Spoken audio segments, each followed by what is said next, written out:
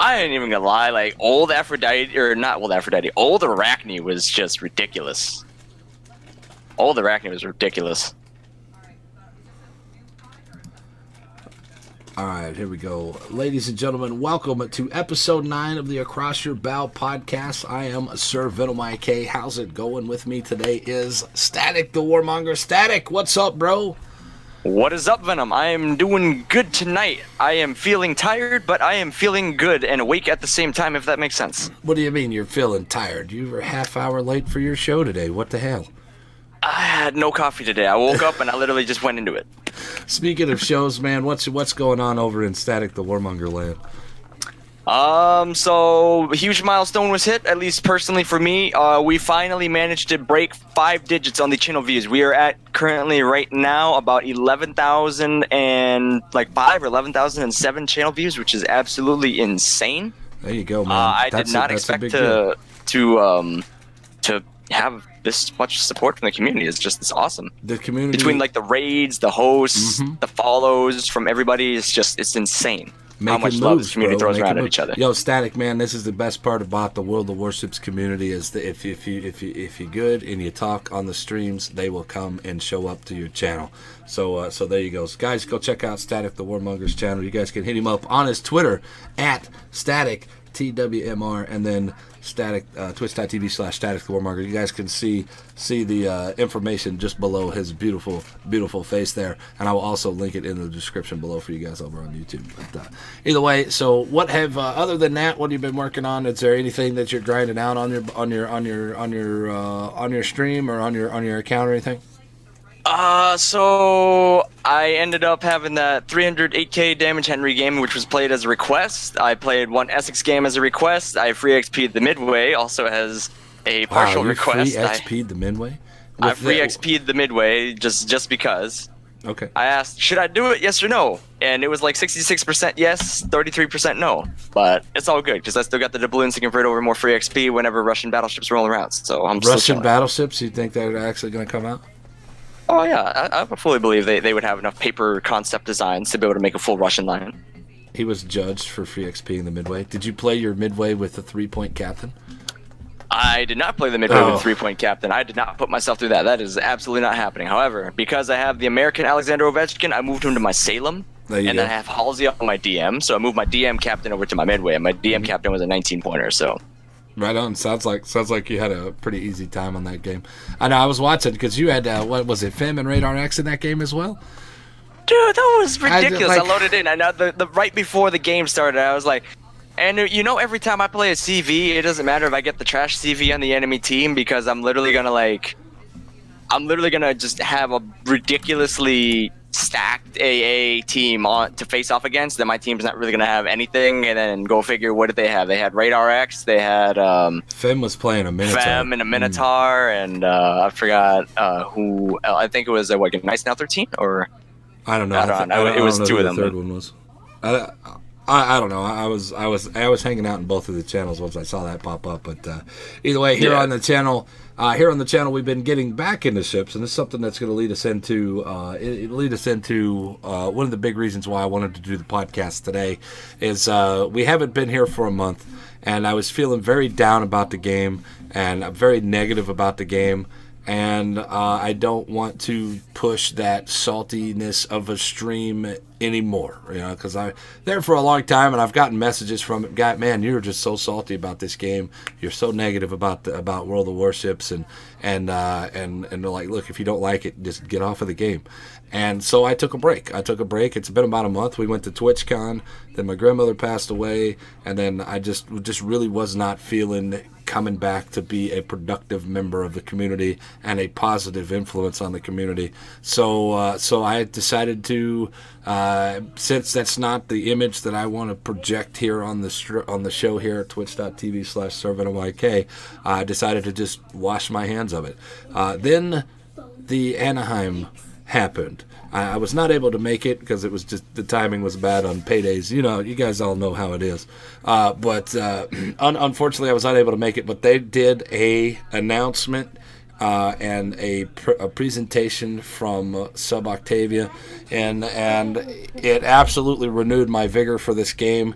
It absolutely changed my mentality, because a lot of the things that we'll talk about today are some things that we complained about, that we've been talking about for years, for at least a year and a half that I know of. And we'll get into some of those here in just a little bit. But did you get a chance to see any of that video or anything about the AAA Anaheim? Unfortunately, no, because right when I was going to do it last night, I literally passed out on my desk, and then I woke up in my bed. Right, all right, cool. All right, no So problem. Unfortunately, I was unable to watch any of that video. Like, I watched like the intro part of it. I saw a couple of the CC games they ended up playing, but I did not end up actually being able to watch the point where Sub Octavian started talking about all the stuff. Yeah. Look, I was watching this. If any of you guys out there in the chat watched this thing, or any of you guys out there in the chat actually went to this AAA, you guys will understand what I'm talking about, and some of the things that we've been talking about here on the stream. If you have spent any time here, you've heard the complaints. You've heard it all, and I'll be honest with you, Static. I don't know about you, but you put off this very positive, semi-positive vibe out there on your channel, and I appreciate it. And I know a lot of people are taking notice, and that's why you're getting the views. People like what you're doing, so keep up what you're doing, man. And you're gonna go a long way here in the World of Warships community. I appreciate the kind words, Venom. Hey, man, you keep putting it out there, man. People will keep showing up. That's the thing. Static gets bullied on his channel. Do you get bullied on your channel, Static? I get roasted on my channel. I wouldn't say bullied. I'd say roasted, but it's all in pure fun. All right. Well, okay. Sounds like fun. I get roasted my channel too. Of course, I end up roasting myself most of the time, but that's another story for another time. Did a moob stream, man. All right, I can't be getting myself in trouble, guys. Can't be showing some nippleinos or anything. Hey, man, the moob stream. Hey, it was worth it, bro. It was worth it. We do things for pure entertainment value, man. That's what we're about, man. Averageness and pure entertainment. That's what we try to get up to. All right, boys, let's jump on in here to the very first topic. Any new news that you have out there that you want to talk about, bro, that you can think of? Any new news? I am kind of against the wall right now. Like, I'm heavily against the AP changes that they have to destroyers. Yeah. I don't think that is fair for the good player that is able to accurately land those shots at range, because you have to take into account, as a battleship player, what do I generally specialize in doing? I specialize in chunking ships, right? Chunking ships down. It could be another battleship. It could be an aircraft carrier at range. It could be a cruiser, or it could be a DD. Why should the DD not be punished for me landing an accurate shot? You got to figure that's at least a 15 or 16 inch shell hole, like a 1,700 pound or 2,000 pound shell. That's going straight through this thing, and the only thing I'm going to do is an overpen on it. I don't think that's fair. Here's my theory. This is what it boils down to. I've ranked out every season that I've played from my first Tier 8 season to this last season in destroyers, right? So I played the last Tier 10 rank season. I played like 400 games, and 300 of them were in the Yu-Yang. So, I mean, I've played destroyers, and I understand what people are talking about, why they feel that battleships are a little bit overpowered when they come to those AP shots. It's the double pen damage. They get the one shell hit for 8,000 damage, and that is where the bogusness, and I totally agree that should probably change to make it a little bit more fair for the destroyer. Now, if they could somehow manage to take away that double pen damage, but still get one shell hit for 4,000 damage or whatever the base is, I'm okay with that. I don't know about you. Yeah. If they take away the double, but if you take away the ability to punish this guy under 10 kilometers, then there's something seriously wrong, and you're going to see a lot of it. You're going to see a lot of this where destroyers are YOLO charging in at battleships, and they have nothing to do. They're firing at cruisers. Here comes a guy around a corner. I know it's situational, but if they fire their shots off at somebody, it's a 30-second reload. Then it's another, even if you have expert loader, it's another 15 seconds to switch over to HE to try to get any kind of damage on them. And I'm telling you, I'm going to argue the fact that you don't want the battleship as a destroyer player. You do not want that battleship switching over to HE, because he's going to chunk you for 4 and 5K, and he's going to knock out every god dang thing on your boat. Your torps are gone, your engine's gone, your rudder's gone, your guns are gone, and there's nothing that you can do about it. So why would you push yourself into that situation, take that AP damage, and leave that HE off of that battleship? You don't want that battleship swapping over to HE at all whatsoever. So I think that they're complaining that they're getting punished for this, but they're not seeing the what the overall consequences of their complaints are going to be when they do make this change. Getting chunked for 7 and 8K, losing all of their torpedoes permanently for the rest of the game to where they're almost useless. Yeah, and that's assuming that you even survive the first salvo, because the average destroyer at tier 10 has probably around like the 20,000, 21,000 mark in terms of overall health. So if, let's say, you charge him, you're on full health, the first salvo comes in, it's high explosive, you get hit by 7, 8 shells at the range you're trying to engage him at, you've got incapacitated everything, you've got no AA left. Most, the only DDs that don't get a heal the only ones that do get a heal are going to be the Cab, the Graz, and the Daring. But even then, it's a very minimal amount of health, and you're gonna basically consign your death without even realizing it. Totally agree, and and again, I know I've said this, and this is kind of I don't know, warmongering. I don't know what the actual term for this is, but this is a very steep rabbit hole that you can go down. Because if you start complaining about this and they see that and they make this change, I hope and I pray that the super testers realize that this is not good for battleships. This is not good for the overall mechanics of the game, because it's going to shift the power away from the boats that need it into more of a it's going to put a lot of pressure on the cruisers to move up. It's going to put a lot of pressure on the battleships to stay away, because you're not going to be able to get in there. I understand that sometimes the game meta does need to shift and change. You saw it with the smoke change. You saw it with the Invisifire change. You saw it with those things needed to change. I don't think this is necessary for a change. Now I will play it, and until I actually see the actual results of it, I will keep I'll hold my reservations about it. But I'm not going to complain too much about it because it has not happened yet, and there's no reason to complain until it does happen. So I'm hoping and praying that the super testers get out of their own head and say, I'm a destroyer player, this needs to be made better for destroyers, and they look at it and they see that, hey, this is not good for the game overall, this does not need to change, let's tweak this instead, and they just tweak that double pin damage to where it is actually viable to only get that one pin on one shell hit. You know what I'm saying?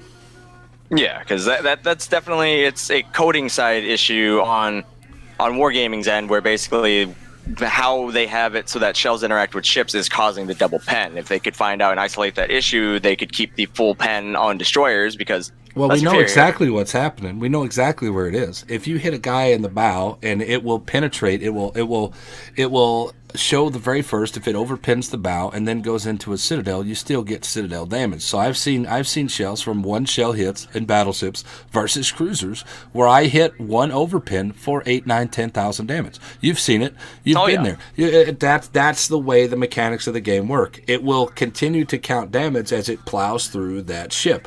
Well, now it's time to where you have to cut that off of the destroyers because some of the battleships are more accurate. That some of their shells actually pin very heavily. The Yamato shell into a gearing, for example, bow on, it's going to obliterate it.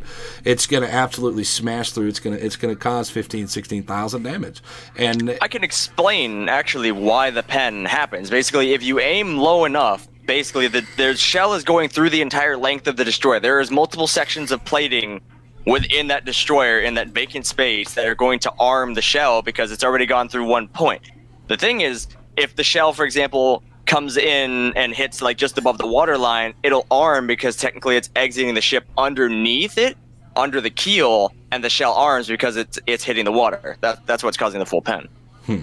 Well, see, like I said, I don't mind the full pen damage on me as long as it's not double damage. All right, so there you go. Any last thoughts on that, man? And then we'll move on to the next section because there's something that I played in the next.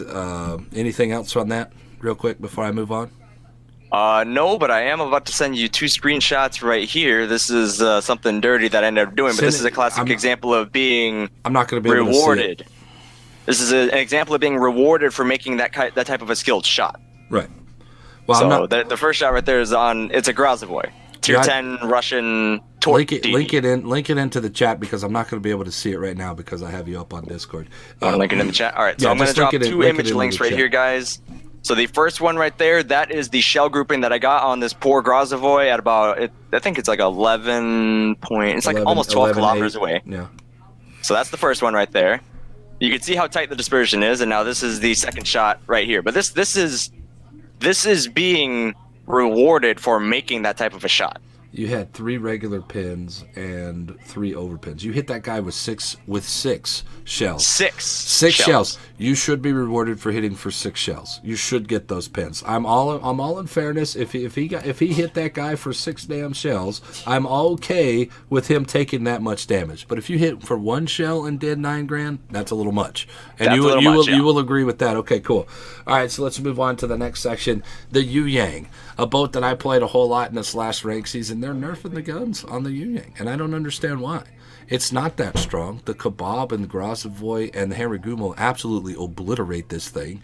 It is not super overpowered, and I don't understand what their mentality was when they decided to go ahead and change this thing. Any idea? I do actually, because the Yu Yang has the deep water torps. Sure, they can't hit other destroyers, but your ability to sneak up and just slide a salvo in onto a cruiser, a battleship, or an aircraft carrier, especially if they don't have hydro running or they don't have hydro at all, they're never going to know it's coming compared to, like you see a gearing pop up and you instantly know, oh, there's torps coming my way. Well, wait a second. The question is how much? Now, wait a second. Isn't this the advantage of playing that particular line of ships, of those low detectability deep water torps? Now you're nerfing the entire class if you do this, or nerfing the mentality behind people when they play this class. Well, now here's the reason. They're nerfing the Yu Yang because it has the option to mount either radar or smoke. You can take either or, whereas the gearing doesn't get that. The gearing gets either smoke or defensive. Right. Yeah. But now you pair that with the fact that it is a smaller gearing. It's an Allen Sumner class destroyer, but basically it is a shorter version of the gearing. It sits slightly lower in the water. It is overall slightly harder to hit, but it also has extremely high efficiency. Let me actually go over here to the yo-yo because I still have my game client opened up right here. So let's see. I'm on the Changmu right now. I'm still grinding towards it, but let's look at the torps. So it's 13.5 kilometers, 68 knot torps. Reload time base is 2 minutes and 16 seconds. So if you had like torpedo armament expertise and you had torp tubes mod 3, I'm assuming you could get that down to like, I think maybe. It's very long. It's very long. Let's be fair. It's very long. It's very low. So now you compare that. No, it's not low. It's not low at all. It's in the action. It is very long. It is a long time for those torps to come up again. It is still slightly over a minute, though, I believe. Like slightly, barely longer than I think what the C-52 gets, which is like 68 seconds. It's a minute and a half, basically. Minute and a half. Yeah, it's a minute and a half. If you have all the torpedo armament expertise, it's relatively long, man. It's long enough to where it's not overpowered. Like Z-52 torps. The Z-52 torps come up every minute and they don't hit very hard. That's the trade-off there. You get very fast reloads, but they don't hit very hard. These hit like a truck because they're deep water torps, and man, but and they do take a long time to reload. Oh, I can see the clear-cut reason right away. The yo-yo sits ridiculously lower in the water than the gearing does.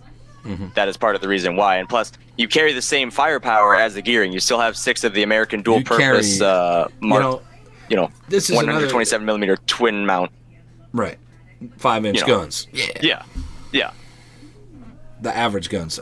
So I think these guns, no matter what, and no matter what anybody says, and this is going to cause a tiff for a lot of people here. The Changmu hits harder than the Fletcher does. I'm sorry if you guys don't think that's the same. I know they're statistically exactly the same. All the numbers are the same, but in the games that I played in the Changmu and the Fletcher, the gearing and the Yu Yang, the Pan Asian DDs, their guns just seem to hit harder and hit better than the American versions of them. And I know this is just a personal feeling, regardless of what the statistics say. This is the thing that I have found, and this is the reason why. I think the Yu Yang is fantastic boat, because it absolutely hits harder than the gearing, hands down. There's no question about it. Now, I don't know what you think about that, but so give us the nerf here. Why do you think that this is a good thing for the boat? Well, remember when Pan Asian DDs first came out, what were they known for? They had the deep water torps, that was their distinguishing factor, and the high tier ones had the option to carry radar instead of smoke. Now, the other thing, though, was in the peculiarity between being able to take radar or smoke, the radar is like a 15-second radar, and it goes out to, like, I think 9 7 point... and a half. Yeah, 7.5? 7.5 to, like, 9. Yeah. No, But it's 7.5, you could stick period. the radar mod on it if you wanted to, and that would increase the duration to, like, 25 seconds. No. Now, with the smoke screen, when those first came out, you only had roughly about maybe 6 seconds of downtime between when your smoke screen timer expired to when it was and when your next smoke screen was available. Now, you compare that to what some of the other DDs get, where like US DDs, for example, you would have like upwards of maybe like 45, 50 seconds before like your smoke screen comes up again from when your previous one expires. So you had the ability to, if you had something perma-spotting a target you were trying to farm or that you were trying to kill, you could smoke up and then wait 6 seconds and then smoke up again in the exact same spot, and there was absolutely no counter potential to it because you couldn't realistically expect the radar cruiser to be able to push in to actually radar it and take it out of the way. Now, I mean, I'm okay with the radar. I mean, I don't think it's overpowered at all. I found it very weak in certain areas, and I found it very strong in certain areas. I thought it was a pretty well-balanced boat. I'm not quite sure why they decided to. I don't think that it's broken overpowered. I don't think it's broken underpowered. I mean, I think it's balanced the where it should be, and they shouldn't touch it at all. But then again, I'm one of those classic guys that they don't make. I really don't like a whole lot of changes that goes on in this game.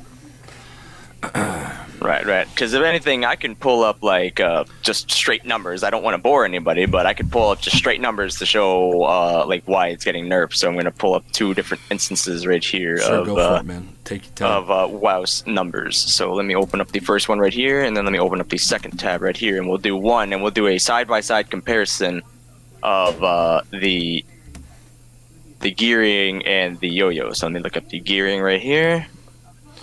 Now it could be based on just pure damage numbers that people are damaging better in this, and it's over damaging, say, a gearing the counterpart. I think when the Yu Yang came out, a lot of and this goes to a lot of power creep as well, because I believe the Shimikaze's been power creeped out of the meta a little bit. The gearing's been power creeped out of the meta with the Grozavoy changes that they made to make that thing stronger, so people would play it.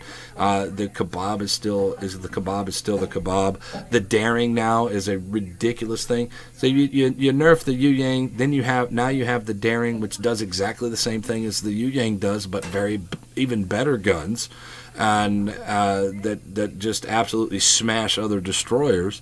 I don't know. See, this is why when they put out these new boats, the other things get power crept out. Shimikaze is almost useless as anything other than a long-range torpedo. The gearing's almost useless other than a mid-range support-type vessel. So you really have to roll into playing a daring or roll into playing a Yu Yang to be able to defend yourself against these Harigumos that has ridiculous fire rates. The Grozavoy that you cannot pin. It's frustrating to see these things getting nerfed when they don't need it, because they need to keep the way that they are to be able to compete against some of these other boats that they pulled out. Does that make sense? I was fine with them saying that they wanted to nerf the Yu Yang, but 1 second is hitting it way too hard with the nerf bat, because now you're absolutely killing the DPM of it when it is in essence just a smaller version that carries the same guns of another ship that is already in the game. It's a shorter gearing, it's lower in the water, but now you're taking away one of the trademark features of the gearing, which is the fast firing main battery of 6 5-inch guns. But that comes out to, if we wanted to do that math right here, so it's 1800 shell damage, and you have 6 guns. So let's do that out. So 6 times 1800. This is assuming you're getting 1800 damage per hit. That's 10,800, and you can reload in. Let's use the base reload of 3 seconds. So that means you get 20 salvos a minute. That is 216,000 damage. So now let's pull out the Yu Yang right here. So same thing, but now instead of 15, or instead of 20 salvos, it is 15. So 1800. Multiply that by 6 for the guns. That's 10,800 per salvo maximum. Theoretical maximum. Now we multiply that by 15 instead of by 20. So we do 216 now minus the 162k a minute that you can get. That is... Hold on. I hit the wrong thing right here. So that was... Math of warships. Here we go, boys. 10,800. So 216 minus 162,000. That is a 54,000 theoretical damage per minute difference now that the yo-yo falls behind the gearing. Assuming stock reload, no modifiers, no nothing. 54,000. That's a substantial amount when the only reason why the ship is overperforming is because of the smoke screen, where you can just play it and generally be unpunished just by sitting there and farming. Even with a radar heavy meta, because the only thing you have to do, avoid the radar. Most people play to farm damage. They don't play to win, I would say. At least not in a yo-yo. But unless you have like those 3-man dibs that are going around, those 2-man dibs that are going around, and they're like really good players, and they're trying to like seal club and all that stuff, and they're going for the damage and the win. That's the exception. Wait. You're talking about seal clubbing in a Yu Yang. That's tier 10. You can't seal. The only thing that you can do, and I hate saying this, but going through and seal clubbing in tier 10 happens a lot. I mean, you've seen it. I've done it. I mean, and it's all about how you're playing with your squad or your division. If you can play complementary boats and you support that style of play, your 3-man division can absolutely dominate a game. We've seen it. 7, 8 kills, 9 kills on a team, 12 kills on a team, just from your 3-person squad. We've all done it. I mean, you've done it. I know you've done it. So yeah, absolutely. Seal clubbing in tier 10 is available. But no, I totally understand what you're going through. Maybe it does need a little bit of tweaking or something, but I honestly hate to see something so strong get nerfed to where it's not as balanced anymore with what they're bringing out. Does that make sense? Because right now the Harry Gumo still streams really, really strong. The daring is ridiculously strong. The Grazavoy and the Kebab, though, these are your four gunboaty ships. Now you have to be able to compete with that. What's not being able to compete with that? The Shimakaze is hard to compete with that. You can, but you can, but it's rough. The gearing is another support style, so you're staying back. You can't be aggressive in these boats anymore like you used to 6, 7, 8 months ago. But I mean, and that's my play style. I'm an aggressive DD player because I want to force the action instead of letting the game come to me sometimes because I've been burned waiting too long. You know what I'm saying? But but either way, all right. So any other news out there that you want to talk about as we move on from the Wu Wang nerfs? The IJN DD 127mm high explosive buffs, where they're changing that from, I believe it's they're like getting 18... higher alpha. Yeah, they're getting higher alpha, so it's like I think it goes from like 1800, which is on par with the US DDs, and it's going from that to 2150. Well, that's good because I don't know about you guys, but when I was playing through the Kagero and the Yugamo and even some of the Shimakazes, there was games that I didn't fire my guns once. I don't run smoke. Yeah. I run the torpedo reloader. I think that that's the best way to get through these boats is running that torpedo reloader and then training yourself on not shooting your guns and waiting to shoot your guns until somebody's at 5,000 hit points that you can tank a little bit of their damage and then be able to dish some of it out. This is their way of trying to compensate for the low turret traverse speed, the low reload time. This is a compensation to try to get them to compete with stuff like the gearing and the daring and these other boats that we've been talking about. So I think it's a great thing. Yeah, but they've been terribly, I wouldn't say underperforming, but in terms of like their utility value, the only thing they do, the instant just giant torp threat, if you eat one torp, there goes about what one sixth of your 1/5 of your health of your cruiser. There goes like 1/8 of your health of your battleship, and if you get hit by multiples of those, good luck repairing that and healing that back. But this is the meta that we've been forced into with all the gunboats, like we were just talking about. This is the meta that I was forced into. Running the double torpedoes and just to have that potential damage. Now, there's times that I hit every torpedo, and there's times that I didn't hit any torpedoes in these boats. So my usefulness is capping and spotting. That's it. That is the only things that I was able to do, and to be an effective destroyer, effective player. This is not fun for the new player that wants to come in there and get a bunch of damage or feel like they're contributing to the team. And it takes a quote unquote special player to be able to go in there and not shoot your guns, sit in the cap, not have smoke, and be a little bit dangerous. You had to be a little bit dangerous to get in there to get those caps and to spot the other side. But with the implementation of the UK destroyers that have come out with their very low detectability, your ability now is to spot that cap and to keep that cap is very low because they're comparable to your detection range. So now it's even more dangerous. They have to outgun you. So the majority of players now, when they're playing these boats, they sit out. They don't challenge the caps. They don't spot these caps because it's too dangerous for them, because they're just going to get absolutely smashed by these new boats coming in. So this change coming in with maybe we can compete a little bit more as a Japanese destroyer player with some of these new boats. I'm all for a change on this aspect. I'm looking forward to it, because then it's going to give renewed life to at least making it so that IGN DD players that are not playing the Akizuki, the Kitakaze, and the Harugumo are actually going to feel more entitled to fire their guns, especially when I've seen it happen way too much. There are some people that strictly believe that you are an absolute idiot if you fire your guns as an IGN DD, and it's like the one thing you forget. You have flat arcs, you have decent shell velocity, but you also have great alpha. You've got some of the highest alpha damage. You got probably some of... I would argue that it's the highest alpha. I'm not sure what the exact numbers are, but right now the Japanese DDs, they do have guns. And a lot of people... we see it all the time in the lower tiers, the mid tiers, where they are just dropping torpedoes and they're not using their guns. And if they'd have just shot their guns a couple of times, they would have won that fight. But then they just get gunned down and they never shoot their guns once. I mean, we've seen this all the time. I want people to shoot their guns in Japanese DDs. I want them to set fires, because the fire chance on them is pretty high still. And you can get some pretty serious damage on these guns, but you also have to be very opportunistic about them. So it's a very situational awareness. And if you can get that situational awareness down in the Japanese destroyers, you're not going to have any problem playing through the Kagero or the Yugumo, which are these stealthy boats on that side. I think the stealthy Japanese DDs right now are hurting, and not a lot of people are playing them. Or if they are playing them, they're not enjoying them as much as I did when they're not enjoying them, and they're not playing them effectively.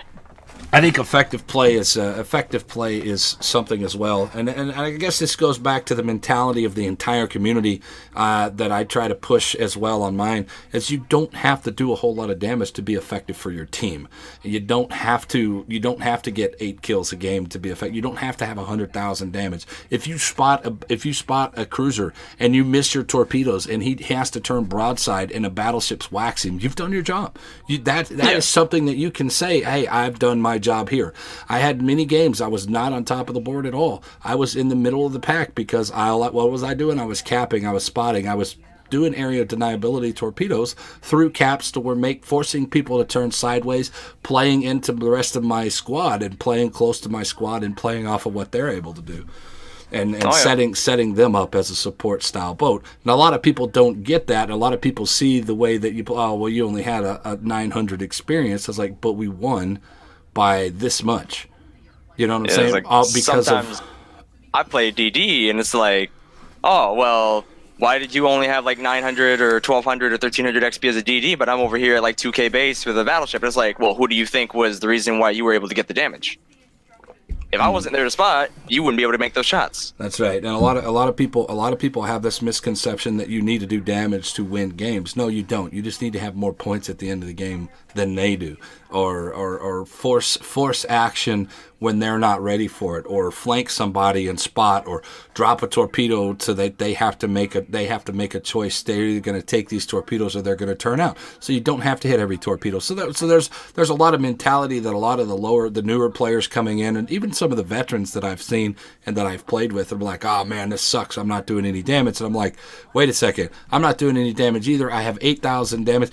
I had a game not the other day. I was in a Cossack and I only had 900 damage, but we won the game. I barely did anything that game, but I kept things spotted. I kept dropping torpedoes. I kept the caps capped, and we won the game because I chose that role, and that's what I ended up happening to me. There was nothing to challenge. There was no DDs to challenge. They were on the other side of the board, so I just kept things spotted, and that's something that you have to realize and understand that that's what's going to happen for you for this game, and that takes a little bit of time for people to realize that, hey, okay, I'm not going to do a whole lot of damage. That's okay. Let's play support style. And if people can flex into that support style faster, then and then stop complaining about it, they're going to enjoy the game more.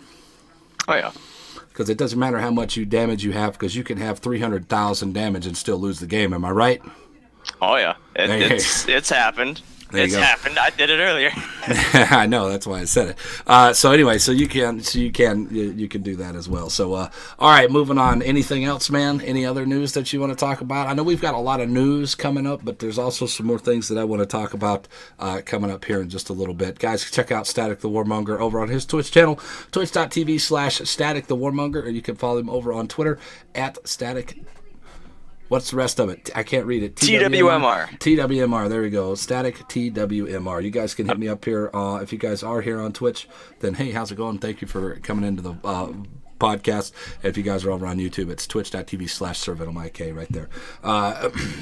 So moving on. One more thing. One more news. You got any more? Yeah, so actually, one thing to touch up on the whole nerf to the yo-yo when comparing it to like the gearing or other comparable tier DDs, I'm looking right here in terms of the average damage that we've got in terms of between the gearing and the yo-yo, because they're nearly identical in terms of their firepower, their torpedo broadside, and yeah, they're statistically the same. Yeah, so only three people average over 100,000 damage with the gearing. And sure, this is coming with the understanding that the gearing has been around the game significantly longer. The gearing's been there from the start, and the yo-yo has only been around now for, I believe, a year, maybe a little longer. But so the sample size is a lot bigger. The sample size is a lot bigger, yes. But you have only three people that average over 100,000 with the gearing, and only 9 people total average over 90,000 with the gear. Now, compare that here to the yo-yo. There are 6 people that average over 8 people that average over 100,000 damage with the yo-yo, and over 27 people average over 90k. Damage with the yo-yo. They're looking at pure statistics when they're making this nerf then. And this is a good thing and it's a bad thing, because you can look at statistically and make nerfs based on just the numbers, but I would much rather have them make changes on the way that the game feels, because like I said, I know statistically the gearing and the Chungmu are exactly the same boat, except for the deep water torpedoes. Gearing and the yo-yo. No. The Fletcher and the Chungmu. Fletcher and Chungmu. Right, that's what I meant. Fletcher and the Chungmu are statistically the same boat, but the Chungmu to me feels a stronger boat. Not because I've played in it. I've played against gearing or Fletchers. I've played against Yu Yangs. I've played against all these other things, and the Chungmu just seems like it's a stronger boat than the Fletcher, and that is just a pure feeling basis. And I hope and wish that some of these guys, when they're making these changes, get in there and play it and understand that maybe the statistics, regardless of what they say, if you nerf something, it's not gonna go the way that you want the nerf to go, because of the way that the boat feels to some of the people. I don't know. That's just me. I play more. I want changes more based off of the way that the game mechanics actually work, versus the stats, because those stats can mean a whole lot of different things. It's such a wide range to make it. These guys are averaging 90,000 damage. Well, how are they getting their 90,000 damage? Are they hitting 18 torpedoes a game? Are they hitting, what are they doing? There's no definite thing or reason why they're getting that damage. One thing that I would also like to point out, the number one player for both the gearing and the yo-yo in terms of average damage is the Sneaky Snake. There is a 25,000 damage difference between, like, he averages 25k higher in a yo-yo than he does in a gearing, which is freaking nuts. It's a strong boat. So this is also goes more to what I'm saying of the Pan Asian DDs being the same quote unquote class as their American counterpart. They hit harder. They do more damage, and it could be his play style. It could be some other things. Maybe he's playing in a division that he's playing more toward the Yu Yang's power. Who knows? It's definitely attributed to player skill, but the main thing is, like, when you have a 25,000 damage difference and you have a comparable number of battles played between both ships, I think that would speak for itself, especially in this day and age where it's a significantly heavier radar meta. You've got the Seattle, you've got the Worcester, about radar, you've got the Cleveland moving up at tier 8, you've got the Stalin guy, the Crunch, you've got all these long either long range or long duration radars that are in the meta, but the yo-yo still seems to just be significantly overperforming. I don't necessarily say it's overperforming. I think it's performing right where it should be. It should be strong, but I don't know. We'll see what happens when the nerf comes down. Obviously, I don't like changes, especially in a boat that I really enjoy playing as the Yu Yang is. I hate to see my playstyle have to change, or be dumbed down just because this other boat is 25,000 damage higher than the gearing.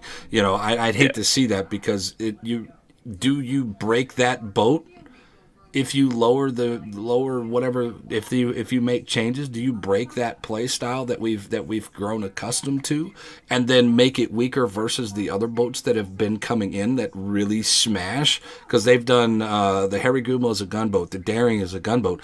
Is it going to be able to compete with these boats? That's the biggest issue that I have. Is it going to be able to compete comfortably with these boats? I don't know. We'll find out. All right, so moving on. That was the last little bit of the news here. So we've already talked about why I've stopped playing the game, but with what they've talked about at Anchors Away at Anaheim, it has renewed some of my vigor. This is the renewed vigor type of portions. No, this is not just about me not just about me on this podcast. It's about the community. It's about what they're doing with the game. So I wanted to bring you guys some information that I found on that video, and you guys can all go watch it. You guys can watch that 4-hour section at about 3 hours and 10 minutes. Sub Octavian gets up and starts talking about what's going on in the game and what they're looking forward to and what they're working on currently, and there's some pretty good explanations of what's going to happen, starting with the CVs.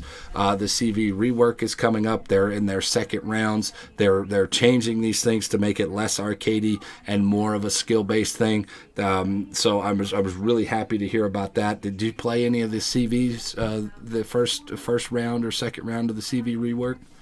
Unfortunately, because of work, whenever they have opened the CV rework test server, I've not had the time to be able to actually go in and do anything on it, which by definition that means I'm slacking in doing my job, but IRL takes priority over games. Life, family over everything else. I totally understand that, and you gotta figure out how to balance it for yourself. So no.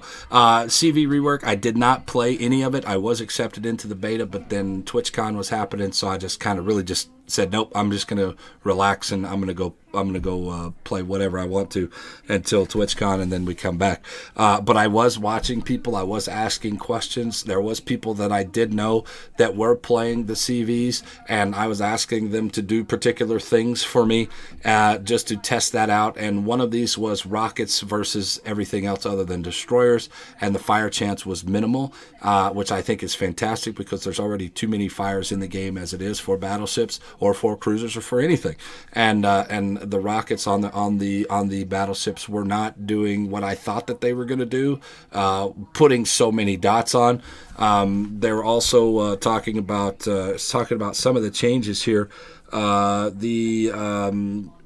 flooding chance. I know a lot of the people were saying that the flooding chance on the torpedoes were too high, but the damage was very low, so you were relying on dots, and dots are basically fire is the same thing, and it becomes this is a game of dots now, and you've seen this with the tier 10 cruisers being very overpoweredly strong and setting 8 million fires a game and doing all this fire damage. There seems to be a lot of dots in this game, and now they're going to bring in more dots, and they need to control that because the damage control party on the other sides from the defending players aren't up to the task of defending all of these dots.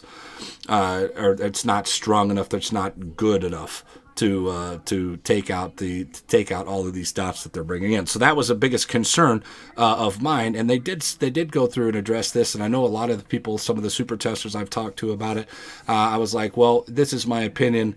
What do you think? Well, I can't talk about it, but I did get some information out of them, or something that I could infer and was not confirmed or denied or anything, but it basically is what my opinion of what my answers that I got. Let me just spit it out here. If they raise the damage and lower the flooding chance on those torpedo bombers, it would be more beneficial for the carrier, and it would be also more beneficial for the rest of the game. Yes, you can have higher alpha damage and not get as many floods as they were getting, so that's a good change that they were looking at coming in, bringing in for the new CV rework. Plus, they're also going to make it a little bit more skill based. There's going to be a little bit more tooltips for them to make it easier for people to get into the carriers. Now, any opinion right now of anybody saying, "Oh, the carriers are terrible, they're blah blah blah," I don't really respect that opinion yet because they haven't had a chance to really get into the game and learn the mechanics of how to play this game, how to play the new CVs. And it's going to take a good 50 to 100 games playing up through these lines before people really start to figure out how to play these boats effectively. And you're going to see a very early, oh, these are terrible, blah, blah, blah. You're going to see a lot of that. And then into where the CV main guys, like Statik is becoming a CV main guy with his 3-point midway captain. You're going to start seeing these people that are going to focus nothing but on, they're going to focus solely on these carriers. They're going to start to break away from the pack, and then you're going to see the meta shift again to where, okay, now we get it, now we understand. So it's going to take a good couple of weeks before people actually figure out how to play these carriers properly. So any other opinion saying, they're terrible, they're garbage, they've only played them less than 10 times, I don't respect that opinion at all because they have not had enough time to get the mechanics down, to get the damage down, stuff like that. So that's one of those things that that it's still up in the air because it's brand new. Nobody knows how to play it yet. So you kind of have to hedge your bets here and kind of keep an open mind on it and don't shut off to any of the changes yet. What do you think? Man, there's so many things that are going on with, especially like people that are doubtful on whether the CV rework is actually going to bring in more interest into the class. And I like the approach that they're taking where they're focusing more on striking. I think some of the more interesting things to take into account is going to be how, like, you're going to be able to strike multiple times before you have to quote-unquote reload your planes. But I like that they're actually working on, like, they were toning down AA because apparently in, like, the first test it was too strong, or, like, they're balancing it to make it so that, like, maybe bombs don't have, like, as high a fire chance as they do now, or they're maybe, like what you said earlier, how, like, torps are going to have maybe more damage done to the vessel, but they're not going to have, like, as high of a chance of flooding. That way you can reduce down on the amount of, like, dot farming that people are going to get. Right. But I think it might also make it so that you might see a lot more tank-built battleships out there. Like, people that might be running, like, Damage Control System Mod 1. They might run, like, Damage Control System Mod 2. Damage Control Party Mod down. 1. Yeah, just to get the reload of the damage control just off cooldown faster. That way they're not getting just farmed to death and then there's nothing they can do about it. Right.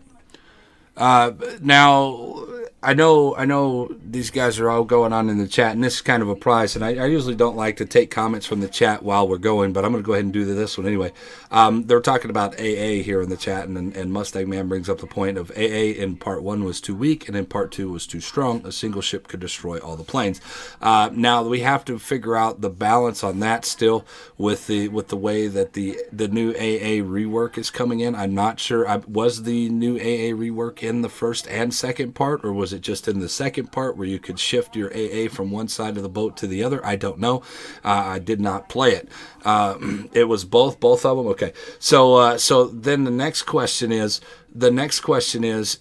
which boats should have the good AA? The American cruisers should have good AA. So if you're dropping on them, you should lose a lot of planes. You should lose all of your planes. So that's one of the things that I have issues with in AA in the current instance, is that it's so inconsistent. You'll have one game, even with you're saying you're playing a Des Moines and you're full AA spec, or a Minotaur with full AA spec, you can shoot down, here comes 3 squadrons, you shoot down three planes out of that 3 squadron with your AA button up. Or then the next time you shoot down them all. So there's very inconsistencies. If it was more consistent to knowing that, hey, maybe I shoot down half of these planes and I still get hit fine, okay, but it's so hit or miss. It's so one-sided where I'm shooting them all down, or the other sided where I'm not shooting any down. This is the big frustration with AA for me right now in the current aspect. Yeah, I feel like it would make it more clear-cut and defined which ships you should stay away from and which ships you can easily go in on and strike. But part of the thing is, if they keep it the same way they intended to, which was making it so that long-range AA, you're going to see like the 5-inchers start going off, and it's like, hey, this is basically letting you know you're getting close to an AA ship. Mm-hmm. And then mid-range is your planes may suffer some light damage, and then short-range is going to to be like guaranteed damage. Yeah, short-range is guaranteed damage. Now the next question is I'm seeing a lot of this is I can see this is a hot topic for a lot of people here, and I apologize, but I'm gonna gloss over this just a little bit, and then we're gonna move on, because we do have a lot of stuff left to cover. But in the instance of the long-range AA and the medium-range AA, how much of that is on the CV player not dodging those AA flaks that you're supposed to be able to dodge. Now, and this goes back to the whole thing, we still haven't got all the mechanics down yet for the CV gameplay. So is it because the AA is too strong, or were you guys running into the AA bubbles? Are you running into these flaks that are the long range? Are you dodging these flaks that are long? A good CV player in this new instance is going to be able to dodge those first 2 sets, and then they're going to be very strong going in with a lot of planes plopping in on into the guaranteed damage run. So if you are hitting these things, you really can't complain that the AA is too strong. You're running into those things. This becomes a CV skill based level as opposed to AA level. So where's the disconnect, and where were we going? Where were we going? Now they are working on the mechanics. They did say this at Anaheim, that they were working on the mechanics a little bit more to make these things more visible and more dodgeable for the CVs, these longer range and these middle range AA flaks, so you can get in and out and around these things and save your planes. So is it too strong? I don't know. Is the mechanics right there yet? I don't know. This is still only the second change in the CVs. So we still have a lot left to go. So like I see right there, Mustang Man says, in part 1, I never saw anything dodge. In part 2, you can see them, but sometimes you still lost all your planes for no reason. So now, I guess that question is for the mid and long range AA. What ships were you bombing? Was it like a battleship? They were saying it was a 50 kill Fuso, 50 kill planes Fuso, which should not happen. And although the Fuso's AA in its current state is, the Japanese, all their AA is tied up into the short range AA. So the closer you get, the harder it's going to hit you. But a lot of these things with the longer range AA, the mechanics still aren't there. The visuals aren't there. The it's not ground effects, but you understand what I'm saying. The ground effect circle that you can just stand outside of is not there in the air for these people right now. So yes, they are struggling to get their planes around these things, and that just comes with more time and more tweaking from the game.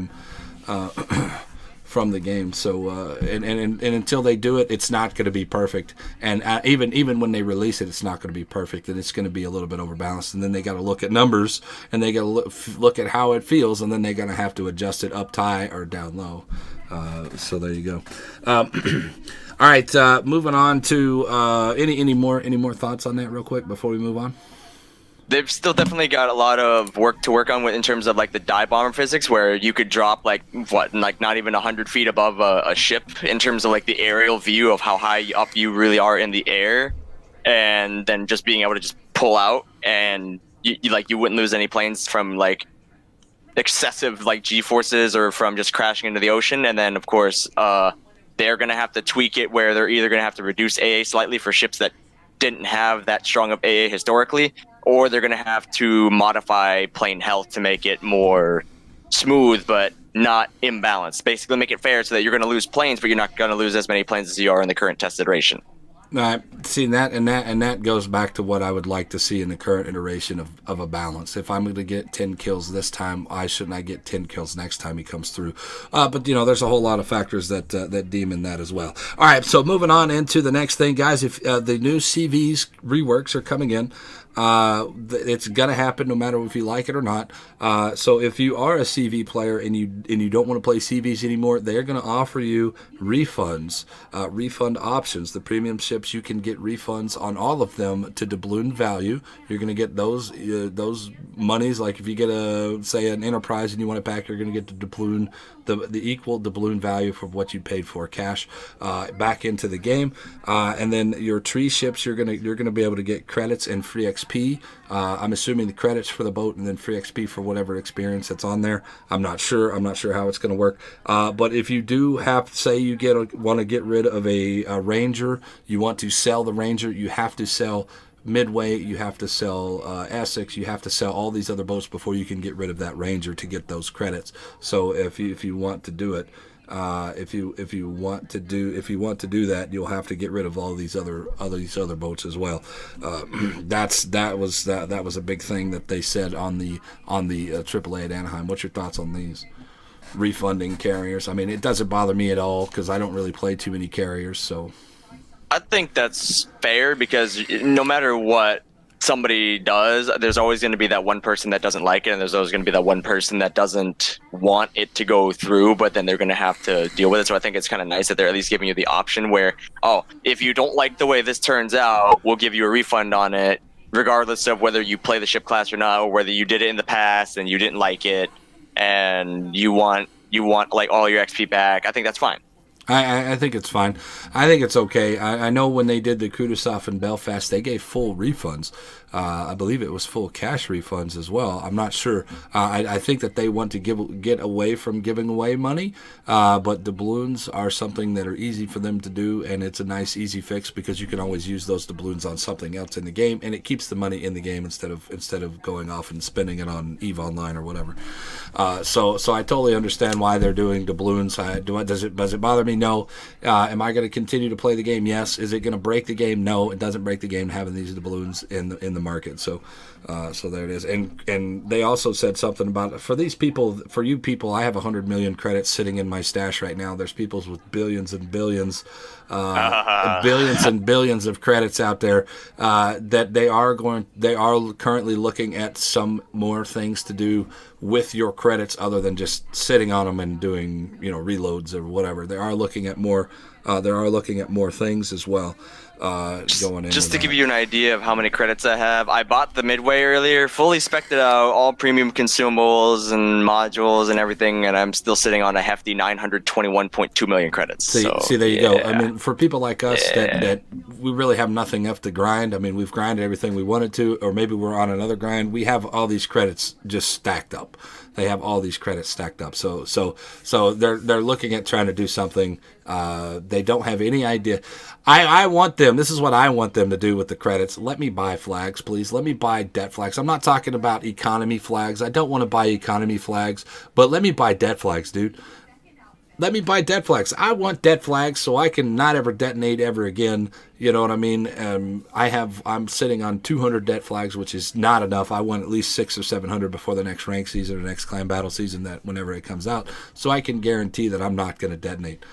What do you think? What would you do with your credits? What would you like to see with your credits that they could do? Maybe 100 million for a premium time day? I don't know. I would not mind it if they did like in-game credits for like premium time, make it work out some kind of a conversion where they may have it like, I don't know, maybe 250 million credits gets you like a week of premium or something like that, or like maybe like 2 weeks of premium something. But I would also like to see that they don't have all of the regular like the battle flags, like, you know, India Deltas, India X-Ray, Fire Chance, Flooding flags, Dreadnought flags, all that. I would like it if those weren't auto, like if you run out of them, auto resupply didn't cost doubloons. I wouldn't even mind if it was like something unreasonable for the average player, like 30,000 a flag or something like that, just for one battle. I would not mind that at all. Mm-hmm. I wouldn't mind it. I mean, some of the richer people something to use their credits on, at least for an idea that I feel would encourage people to join a clan, as if they did a like a fleet bank. Mm-hmm. Where you could deposit resources, you could deposit like legendary mods, you can deposit like ship modules and stuff like that in there for other people that need it more. How many times have you said, man, I'm broke, man, I got to go grinding on some credits. Man, I wish I could give you some of mine. You know, that would be okay. I don't know if they would ever do that, because then it's like they're not playing the game to have to earn these credits, so they can grind through a little bit faster. Why would they ever pay for premium time if they could get the credits they need from the guild? I totally understand what you're saying, but I don't see it working in World of Warships, because it takes away their pay model. You pay for the premium time. Pay to advance is this game's deal. It's not pay to win, it's pay to advance, and I'm okay with that, because they still have to grind out these ships. To get higher, not just be given to them like they would if they did have a clan fund or something like that to go back. Yeah, but then they could work it out to where they could like limit the amount of resources that a person can get, you know, like maybe make it like 1 or 2 transactions, like either per day or like per week, and then set a limitation on what can be given. I mean, you can on like what the player has, stuff like that. You can limit it as much as you want to, but in the end, if they're not playing the game, then it's not worth it for wargaming. Right. But that's just me being devil's advocate here. All right, so moving on into some improvements that they were talking about. Something that a lot of people have said that they would like to have seen over the course of the last couple of years that I've been playing, and I know I have too. These are some things that are near and dear to my heart, and these are the big reasons why, some of them are the big reasons why I decided to go ahead and start playing again. And here comes the renewed vigor. Their fog removal mod integration. There is a mod out there that removes some of the fog from the maps, some of the fog from the, you know what I'm talking about, right? The fog removal. Yeah, where it's like you look down and farther in the background and it kind of looks like hazy and blurry and grayed out. Yeah. They are going to integrate that into the actual game. Now, this is not a mod that I ever used because it didn't really bother me too much, but this is something that they are going to integrate into the game, so that's pretty good. It's going to be some cleaner visuals. It's going to be some cleaner times to acquire your targets and take a little bit less of the guesswork out of acquiring your targets. So I think this is good. This is a good change. What do you think? I think it's going to make the game a little bit more smooth, especially for some people that don't have as good of computers, or people that do have better computers and they want to actually fully enjoy the immersion. Right. Totally agree.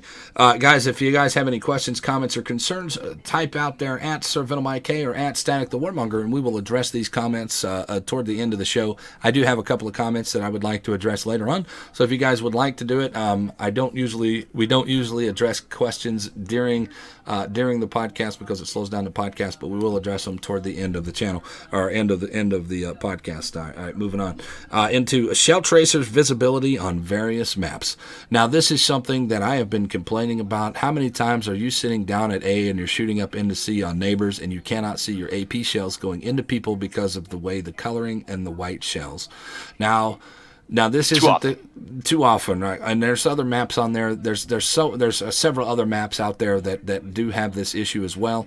And this is a big thing because you never know when that shell's coming in. I didn't even know I was gonna get dev struck there because I couldn't see the shells coming in. I could not defend myself, and it takes away my ability to it takes away my personal skill, and it becomes unavoidable damage. And unavoidable mechanics, just like in Diablo 3, are terrible. And you need to be if you're going to get hit, it's your own fault. You can't have it just there's nothing that you can do. Because if there is nothing that you can do, then it becomes a very frustrating aspect to the game, and which pushes people away from the game, which is here for me. So this is great. I would like to have seen them add the color, the shell color changes, because they did it in the space event with the green shells. Why can't they put that into the game and let me have my blue shells, let me have my purple shells, or whatever color I want, so I can see my shells going out and coming in?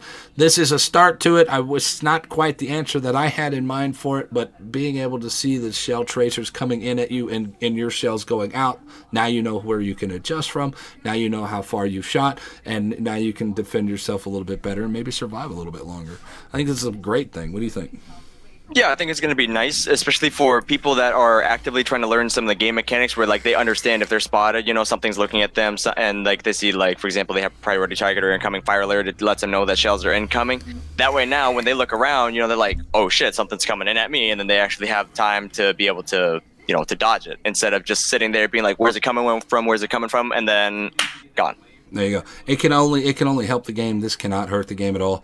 I know it might hurt a little bit of damage here and there, but we get enough damage as it is. So this is something that is near and dear to my heart, because I've been complaining about this thing for a long time, and it kind of breaks. It's kind of game breaking if you can't see the shells coming in and out. Now I know people are going to be like, oh, but historically you couldn't see these shells coming in. I don't care. I don't care about historically accurate game. It's a game. It's an arcade game. It's not a simulator. I think that this is probably one of the best changes that I have heard from them coming up, because this is something that I have been actively talking about for a long time, and that now they're talking straight to me, if that makes sense. That this is like, hey, they're finally listening to something that I feel that is important to me. So, last comment on that. You got anything else for that? Not really, other than I look forward to seeing it implemented. Right. All right. Cool. The next thing is quick command anti-spam. So if you guys understand, you hit the B key, and there's so many people are like Wilco, Wilco, Wilco, Wilco, Wilco, Wilco, Wilco, Wilco, Wilco, Wilco, Wilco. It's frustrating. It's annoying, and there's no reason for it. And people just do it to be trolls. So we're gonna work on it, kind of like the horns.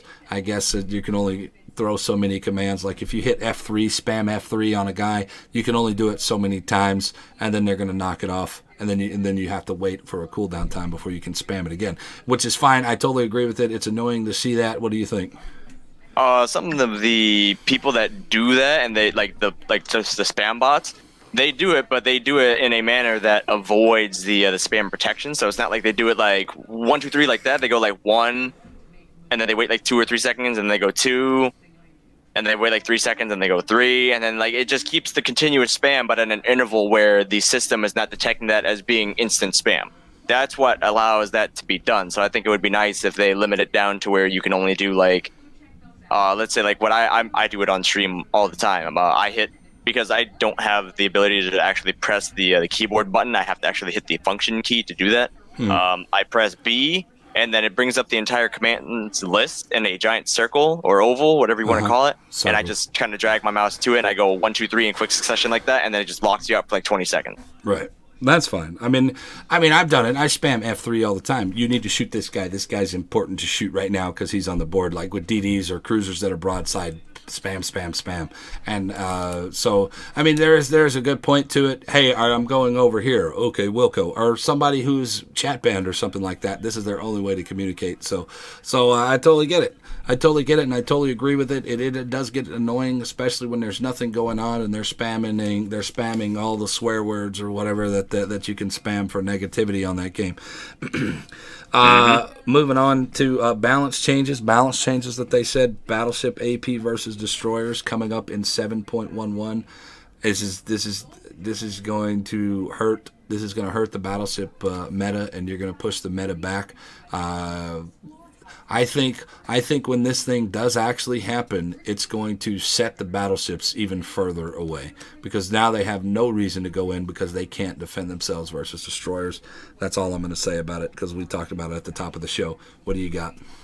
There's no reason why the battleship shouldn't be rewarded for making that kind of a shot. I'm always going to say that because I have like 9,000 battles on my account in battleships. I don't think that, I mean, it's not gonna make it to where it's like it's not worth it at all to shoot armor piercing at a destroyer, because at the end of the day you're still chipping off like 3, 4, 5, 6k depending on how many shells you hit. Yeah. It's just now you're not going to be able to punish it as severely as you should be able to for making that type of a shot. Agreed, and a lot of the times you hit one shell, you should be rewarded for the full pin damage if you get full pin damage. I think it's gonna lead into a lot of YOLOing by destroyers because they know they can't get smacked up, and that's the thing. The IJN cruisers, destroyers, Rune, and Hindenburg's coming up with buff in the next patch, so 7.11. I'm not quite sure. I think there was an accuracy buff for the IJN cruisers, which why you don't need it. You hit all your shells anyway, and you fire off relatively quickly. I don't see a reason for this. Rune and Hindenburg buffs. Okay, maybe you need a Rune and Hindenburg buff. I don't know. Yeah, so I like that they're doing that to further distinguish the playstyle of each cruiser. You know, like American cruisers are known for having heavy hitting armor piercing. They're known for having fast rate of fire. They're known for having excellent AA. German cruisers, devastating armor piercing only when on a flat broadside. Quarter pen. British cruisers, armor piercing only, 6-inch guns. You know, it further adds to the distinction that they hold within the game. And I like it that they're actually making it such that a new player, when they get into the game, they understand just exactly what they're getting into when they go down a specific ship line. That way now, you know, you fire your Japanese cruiser guns and you get this really, really nice tight dispersion, and you see like 2-3 shells coming out, but you fired all 6 of your guns, and it's like, wow, that was really accurate. And then that was really nice, yeah. Yeah, and then it gives you an idea of what that nation is going to provide to you in terms of how the ship is going to play later down the tiers. I totally agree. I also think, I don't know about you, Static, but when they get new players that come into the stream, twitch.tv/sirvenomik or twitch.tv/static the warmonger, if you guys get new players to come in there and you ask it, hey, what's the best class, or what's the best line to go down, what's the best ship in the game, and it's always, well, there's not really a best ship in the game. There's no one ship is better than any of the other ships. There are some matchups that favor one or the other, but a good player is going to be able to overcome those differences or whatever and make it worthwhile. And then, well, what line should I start out with? And it's like, okay, well, it all depends on how you want to play. Do you want to be an island humper with good AA and high arcing ships over islands? Do you want to be a stealthy guy that has decent range that you can set a lot of fires? Do you want to be a relative tank and you can be a hybrid? Do you want to play out when you need to and come in if you need to? So there's all these different factors, and if that not necessarily takes any pressure off of us to give an answer to these people, you should play this, because I think that's what a lot of people want to hear when they ask those questions. Oh, what should I play next? What's the best one to start with? Oh, well, you should just play this, blah, blah, blah. I think that's what a lot of people want, but it's all on mechanics, how you want to play. If you want to be long range and semi-tanky, then you play the Germans. If you want to be stealthy, you play the Japanese. If you want to island hump relatively close with really good gun arcs that you can get over these islands and really good shell pin, then you play the U.S. You play the U.S. heavies. Do you want to set a lot of fires but not and be relatively weak? Then you play the U.S. cruisers or the light cruisers. You know, I mean, there's so many different nuances to the way that this, and if they can distinguish that, then maybe you ease up on some of these questions that come into the channel. I don't know. I don't mind answering those questions. But. Yeah, so it's like, it's nice because if you've played up and you have almost all the ships like I do, somebody asks you, what ship should I play? Generally, you throw back the question, well, what are you looking for in the ship that you're playing? Exactly. How do you want to play? Something aggressive, something passive? Are you planning on playing something with high utility, something with high DPM, something that can accurately hit its shots, something that is more passive, something that is more offensive? Like, do you want, for example, if somebody says, I want something that's accurate and can snipe at long range, what do you say? Moskva. Well, I mean, I'd never put people on those things, but I usually put people like on the Zao or the Hindenburg or those two lines right there because they're generally more user friendly, or noob friendly lines. Those two are, but I totally understand. I totally understand your point. Yeah. Also, there's also another thing that is coming up.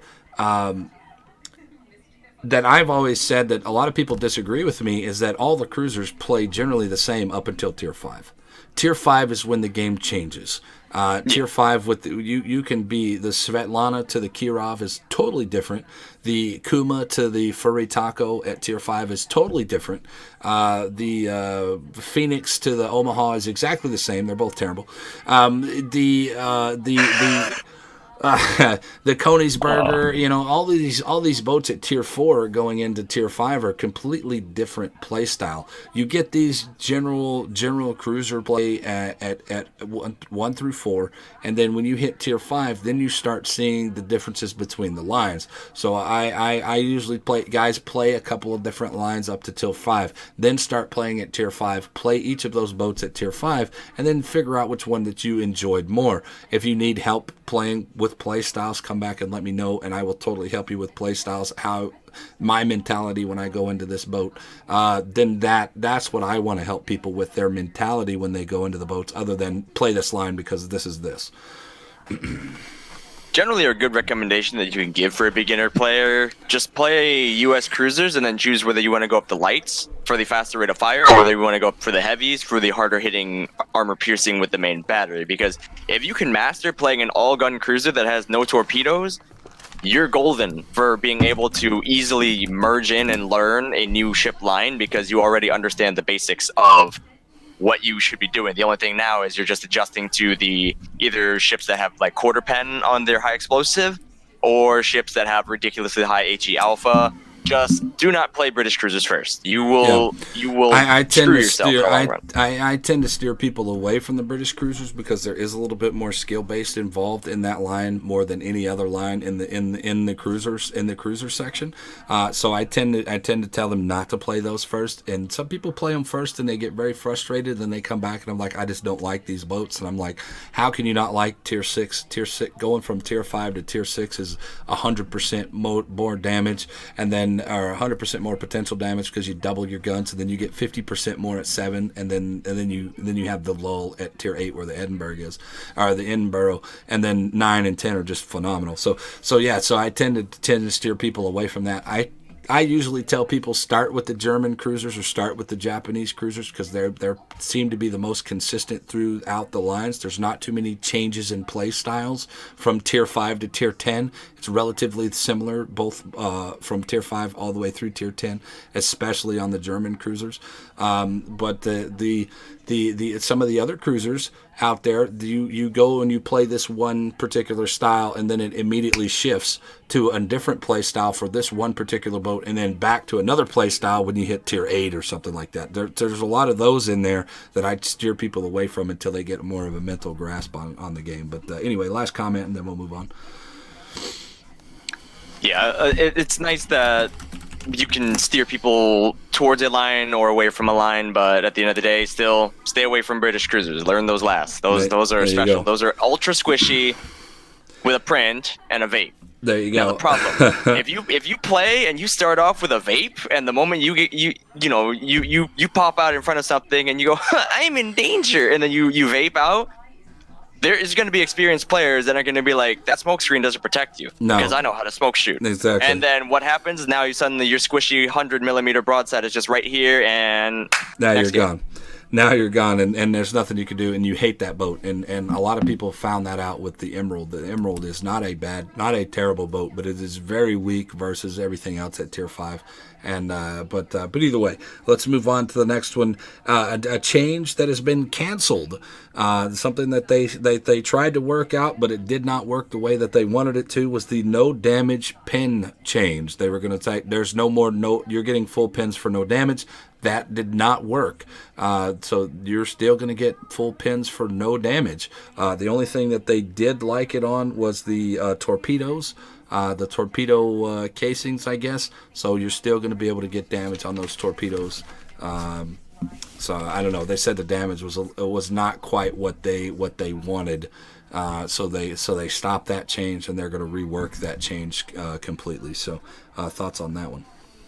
The reason why they said they were going to stop that and continue to try and find a solution for that is because they found that if you were able to just get a pen in the same spot of a ship, you could literally just whittle that ship down. Because with the way they wanted to change that, it was so that you couldn't fully saturate an area. So by definition, you could continue to damage it into oblivion, and you could kill a ship just by firing at one specific spot on the ship with one ammo type, and you would kill it without even touching any other section of the ship. So I feel like it's good that they're gonna take another look at having no damage pens now, because like the way that pens work on that is you have to understand the armor model. Some ships have torpedo bulges, some ships have casemate armors, but there are definitely times where I shoot and I get like 5, 6, 7 pens on something and only like 2 or 3 of them do damage, and I'm like, how does that work where I let a shot perfectly, but then now I'm looking at the ship and it's taken almost no damage, no incapacitated steering, no incapacitated engines, no destroyed or incapacitated main battery turret, no secondary battery was destroyed, but there's 7 pens. Yeah. I hate that. I absolutely hate that. And then you feel like you're doing the damage. Oh, this is going to be good, and then you have 1,000 damage, and for 7 pins, it's so frustrating. Trust me, I know. Playing battleships a lot, but either way, so that's something that was canceled, and we're moving on to secondary gun efficiency. This is something that a lot of you guys have been talking about, especially you Japanese battleship players. The secondary guns, all AP shells will swap to HE in 7.11. So this is all secondary guns. The Japanese have a lot of AP secondaries, and they said that it just was not efficient. It wasn't doing what it's supposed to do. So they are swapping all of these secondaries into HE, which is going to end up causing more problems because there's going to be more fire chance out there. And fire chance is never a good thing, in my opinion, because there's already enough fire in the game. So they are more changes are being designed currently, and they want to make them more viable and less overpowered. So all those AP shells going on the sides of cruisers and everything, that's going to be gone. So it's all HE now. I mean, would it simplify it so that you don't have to know which ships of which tiers have armor-piercing secondaries and which have high explosive? Yes. Is it good for the game mechanic side of the balancing? No, because then now you're going to have all these people that are accustomed to having like armor-piercing secondaries. They get up into a close quarters brawl, and then suddenly now there's high explosive shells firing out of their secondary guns where there usually would be armor-piercing. No. And they're going to be like, well, why didn't I get like 1,500 or 1,000 AP shell damage on that ship, and I just got like an HE shatter? Mm-hmm. I totally agree. Totally agree. And it was limited primarily to the 152s on the Nelson. Mm-hmm. The 140s, the 150s, and the 155s of the Japanese. So the 140s were the casemate mounted 140s, the 150s were the casemate mounted 150s, and then it carries over to the triple 155s, which were the same turrets that the Mogami had for the Japanese. And then for the Germans, you also have the German early tier casemate 150s that are found on like the Koenig, the Koenig, the Kaiser, and the Bayern. Those are getting switched over from armor-piercing to high explosive, but you don't see those on the later tier German battleships, the ones that have like the more modern ones. Those all fire high explosive. Right. I think this affects those boats that you're talking about, plus a lot of the Japanese. I know Nagato had a serious AP secondaries, and back before, if you wanted to brawl in something, Nagato was your brawler because it would absolutely dominate any other cruiser out there on the board or any cruiser out there on the board with its AP. Now it's going to go all HE. So does it make it more viable? I don't know. I'm not a big proponent of secondary battles because usually the ones that have the really good secondaries have terrible main guns. A la the Tirpitz, a la the Bismarck. The Massachusetts main guns are awful for dispersion. So I have a hard time wanting to play secondary builds, but every once in a while you throw it on there and you just have a good time with it, I guess. But that is something that's coming. There's nothing nothing you can do about it. Does it break the game? No. Does it make them overpowered? I don't really think so. There is going to be a lot more fires out there, so that's something to look forward to for you guys. guys, so there's a little bit potential more damage for the secondary spec main guys, the GKs, the Republics, I guess, if you're gonna spec that out there, the Massachusetts and stuff. So that makes them more formidable for destroyers, which is good because that's the only thing you can do now with destroyers if the AP change goes through, which it is. So. It would definitely bring back more variety from the standard zombie build that you see these days that are run on every battleship, and you're going to have it pique the interest of some of the newer players or some of the veteran players that are now thinking, well, maybe a secondary build is viable because now I have a lot more high explosive. But in the long run, I think that's going to be bad because then you're changing a game mechanic that has existed now since the game has been around. You know, and especially the way it was introduced, where like when the game was still developing, with German battleships being the third battleship class that was introduced in, and then the early tier ones had the armor piercing. People are going to have to get accustomed now to understanding that they're not going to have those same armor piercing secondaries anymore, and that's going to be tough for the people that don't read, people that don't go on the World of Warship development blog, people don't read patch notes, all that, and it's just going to be a longer process for them to become accustomed to not having it. True.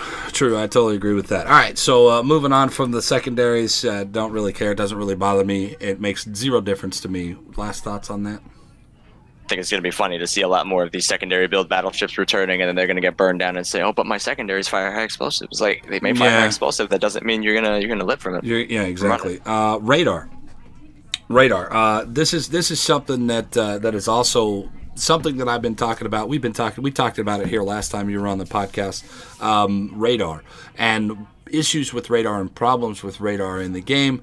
And my biggest proponent of radar is that it goes too far and it lasts too long. And it's perfect. There's no counter to it. So everybody else in the chat has always consistently said that radar should not go through islands. Radar should not go through islands. It's historically inaccurate, blah, blah, blah. This is a thing that I agree with, that it should not go through islands, but I don't think that it is the biggest issue that radar has. And they addressed this at the deal. They said they stopped, they tried 2 changes during the workaround, or while they were trying to work up a radar change. Going through islands did not work. They tried it, it did not work, and it would force them to remake all of the maps, which is time and money that they do not want to spend on it. So there you go. You people can stop complaining about radar going through islands. It is not going to change. It is not a big problem. Yes, it is an issue, but it's not the bigger issue of what radar problems are. The next change that people from the community approached them with was dispersion penalty, and they said that this did not work either, because you either make it to where it's not big enough, or it's too much, and then it's broken. So they could not figure out the right balance for it. So they've done away with that problem as well. So they are still working on something currently called spotting delays, to where the guy that pops up with radar will see him instantly, but there will be a delay spotting for the people that are 18 kilometers, so they don't get rewarded instantly, because they understand that when you get popped with the radar, 8 people or 9 people are shooting at you as a destroyer. It's not fair for that DD. So what do you think on these so far? And there's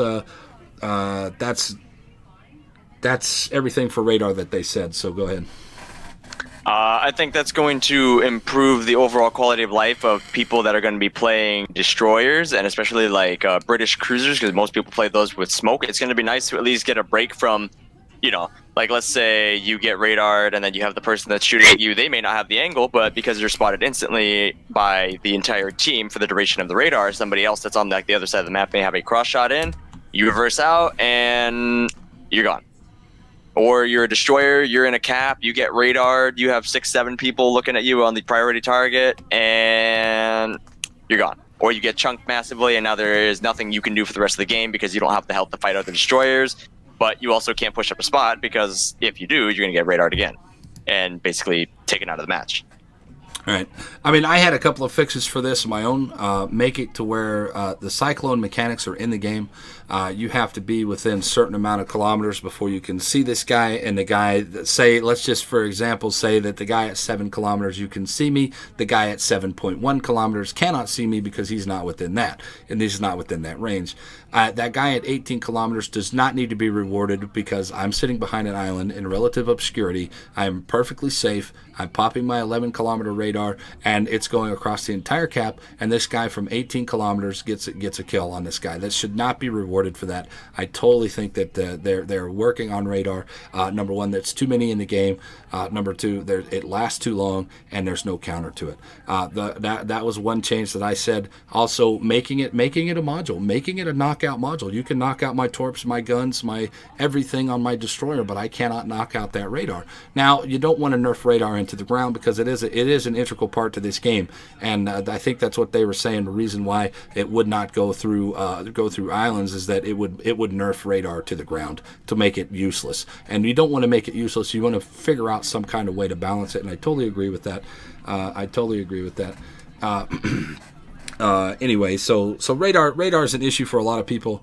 I personally playing through the tier 10 as a destroyer in tier 10 rank seasons, it is atrocious, and we see how overpowered and how strong it can be. Now, the only other change that I can think of is if you get the Salem, I think is the most balanced radar ship in the game, because you have to risk your ship to use this effectively at its 8.5 kilometer radar. So if you lower some of these radars and put these radar ships in danger, then it becomes viable. Then you can do whatever you want to, because there is a choice. I am going to go in here, I am going to get my radar off, but I am also going to be under fire the entire time I'm doing it. So is it fair to those destroyers? Yes, because he is pushing in, he is putting his ship at risk. And is it fair to the cruiser? Yes, because he has to get in there and do these things to have his radar effectively. Now, 9.9 kilometers or 11.7 kilometers, you can do that from obscurity, and nobody's going to touch you while you're doing it. That's unfair for the destroyer on the other side of it. Thoughts? I feel like I'm going to go back to the last time when I was on the podcast, where I'm going to say that I feel like they should change radar to I like the spotting delay that they're thinking of adding, where basically the farther you are away from the ship that's getting radar, the longer amount of time it takes for that ship to become detected for you. Totally agree. I think that they should make radar into a cone, and it should be like directed, or it should be passive and just go around the ship for a period of time. Or if they make it a cone, make it so that you can select it and make it specifically focus on like one spot, just to keep it spotted. I know we talked about the rotating blips, but if you rotating blip it, you have to extend the radar time from 1 minute. You know how it rotates around like an actual radar screen where it rotates around and everything. You have to be able. You will end up having to extend the radar time to 2-3 minutes for it to actually be fully effective. With the blip, he pops up and then he goes off for a couple of seconds and then he pops back up as the blip rolls back around. I don't think that this is a viable solution anymore. You would have to extend the radar to make it viable, or you nerf it, or it ends up nerfing it into the ground to make it almost useless, because you're only going to get out of that 1 minute of full activation time that you have now, or whatever it is, 55 seconds, you're only going to get actually 30 seconds of actual active time, or actual actionable time. There you go, to where you can actually do something in it. So they did say that they were going to lower the radar ranges, or lower concealments, or raise concealments to where they weren't going to, like the Worcester concealment raising, so it can't stealth radar. Minotaur still needs its stealth radar because it's relatively weak. Other than that, but they did say some of that previous that we talked about before. So any more comments on radar? I think that's something that they're going to have to work really hard on in order to get it truly right, but to also make it so that it is acceptable by how they have presented to us, and how we are going to accept it as being a part of, it's a game mechanic, but the way that they're going to change it, they're going to have to get it right in order to make it fair for everyone. Right. Well, they did say that they had a team working on radar, so that radar changes are incoming, and this was their in full disclosure, which is something that a lot of game companies don't do. This is what we worked on. This is the reason why it did not work, and I am so glad. For a long time, Wargaming was not like that. They would not tell us, okay, well, we're not going to tell you what we're working on because it builds hype, and then we have to let you guys down. We don't want to let you guys down. I think that the community's smart enough and the community's good enough out there to understand that, hey, we tried this thing. It's not working. This is why it's not working. This is why we do not want to do this thing. And I think it's been received very well by the community. I know I've received it very well. I don't know about you. Oh no, I absolutely love that they're letting us know why they plan to change something, and if it doesn't go well, why they didn't end up changing it. Totally. Because then that makes it so that it's not like they just roll something out and then it's something that is received generally negative by the community, but then now, if they roll it back, you're gonna have that split where you're gonna have the people that will like the change, but then you have the majority of the people that don't like the change, and then it's like, do we roll it back or do we keep it and have you're not going to be able to, where you're not going to please everybody? Well, here's the thing: you're not going to be able to please anybody. All right, so not everybody is going to be pleased by any of the changes that go here. Obviously the destroyer. Let's just look at that destroyer change real quick. The battleship players freaking hate this change coming in, but the destroyer players are loving the change. So you have to figure out some kind of balance to where, okay, well, whatever, we're going to have to do what's better for the game as opposed to what this community says or what this thing says over here. And I think that they're doing this with giving us the full disclosure that some of the things that they're working on now, obviously they're not giving us all disclosure, but some disclosure that they are actually working on these things. They're addressing the things that we feel that are issues. And this is why it works, and this is why it doesn't work. I'm all for the openness of wargaming, and props to them for doing it too. Oh yeah, because I don't think 6-8 months ago they would have said anything about this stuff. We're working on this, bang, and that's it. And we're not going to work on this anymore because, and then they would never tell you why. Moving on from radar, U.S. battleships. There's buffs incoming, Tier 3 through Tier 9. There's going to be buffs across the board. I'm not sure if it's a speed buff. They didn't say speed buff, aiming buff, whatever. I would like to see speed buffs on some of these boats because they're god-awfully slow, and you see it real hard in the Colorado as being god-awfully slow. The Missouri, they're not going to touch the premiums. They're not going to touch the Montana because the Montana is absolutely perfect. It's the best battleship in the game, hands down. And they did say that they're not going to touch it because the Montana is fine. So there you go. They're also coming out with buffs for the Miyogi, the Izmo, and the Freddy de Grober as well, because the Freddy de Grober needs some help because it's literally one of the worst battleships in the game at Tier 9. I know it can be very good and it can be very trolly sometimes, given the right build, but for the most part, it's not very good. It's not a very good boat.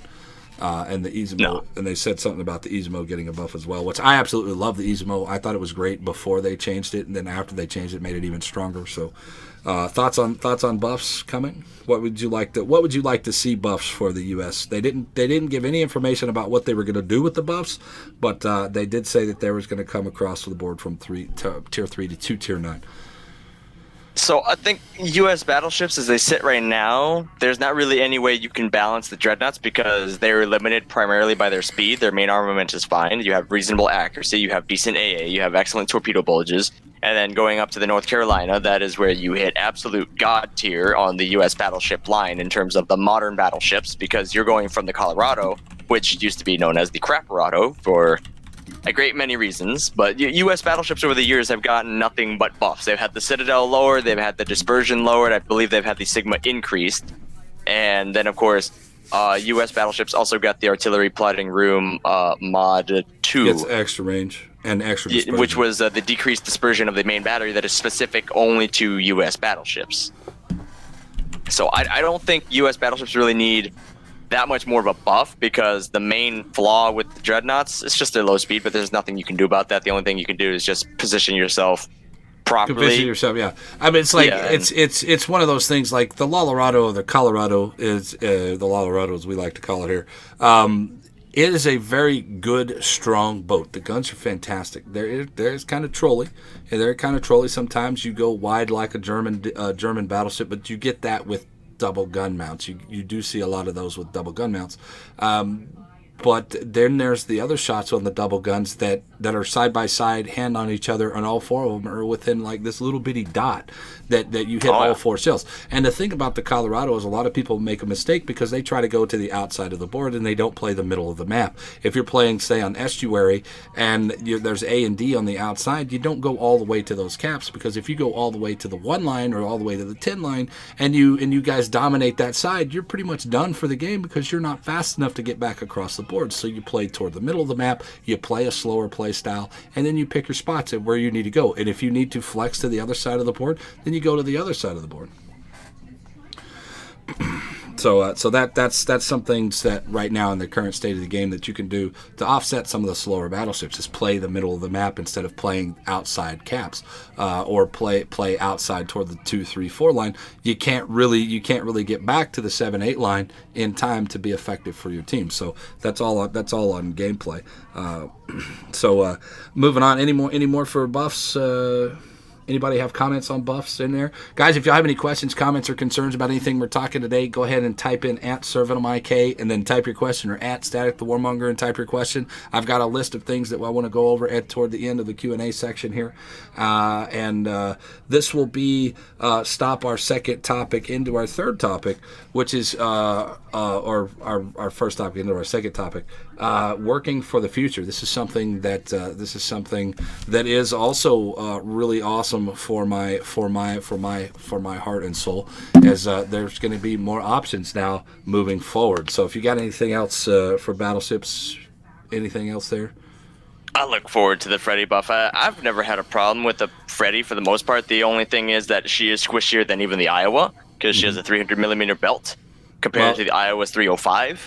Yeah. But having only 8 guns, you were always the underdog of tier 9, because you had literally the weakest broadside and you only had 8 guns, but you still carried the same things that the Bismarck had. You have the excellent secondary range, you still have the German Hydro, you still have the German Turtleback, albeit it's thinner, but you still have the excellent main battery firing angles. Right. Which are one of the things that I feel like people don't use to their advantage. I don't think that the Freddy has a problem with its armor. It's the fact that we all are pretty quick on the uptake on how to counter things in this game, and the community is very good about how to counter it.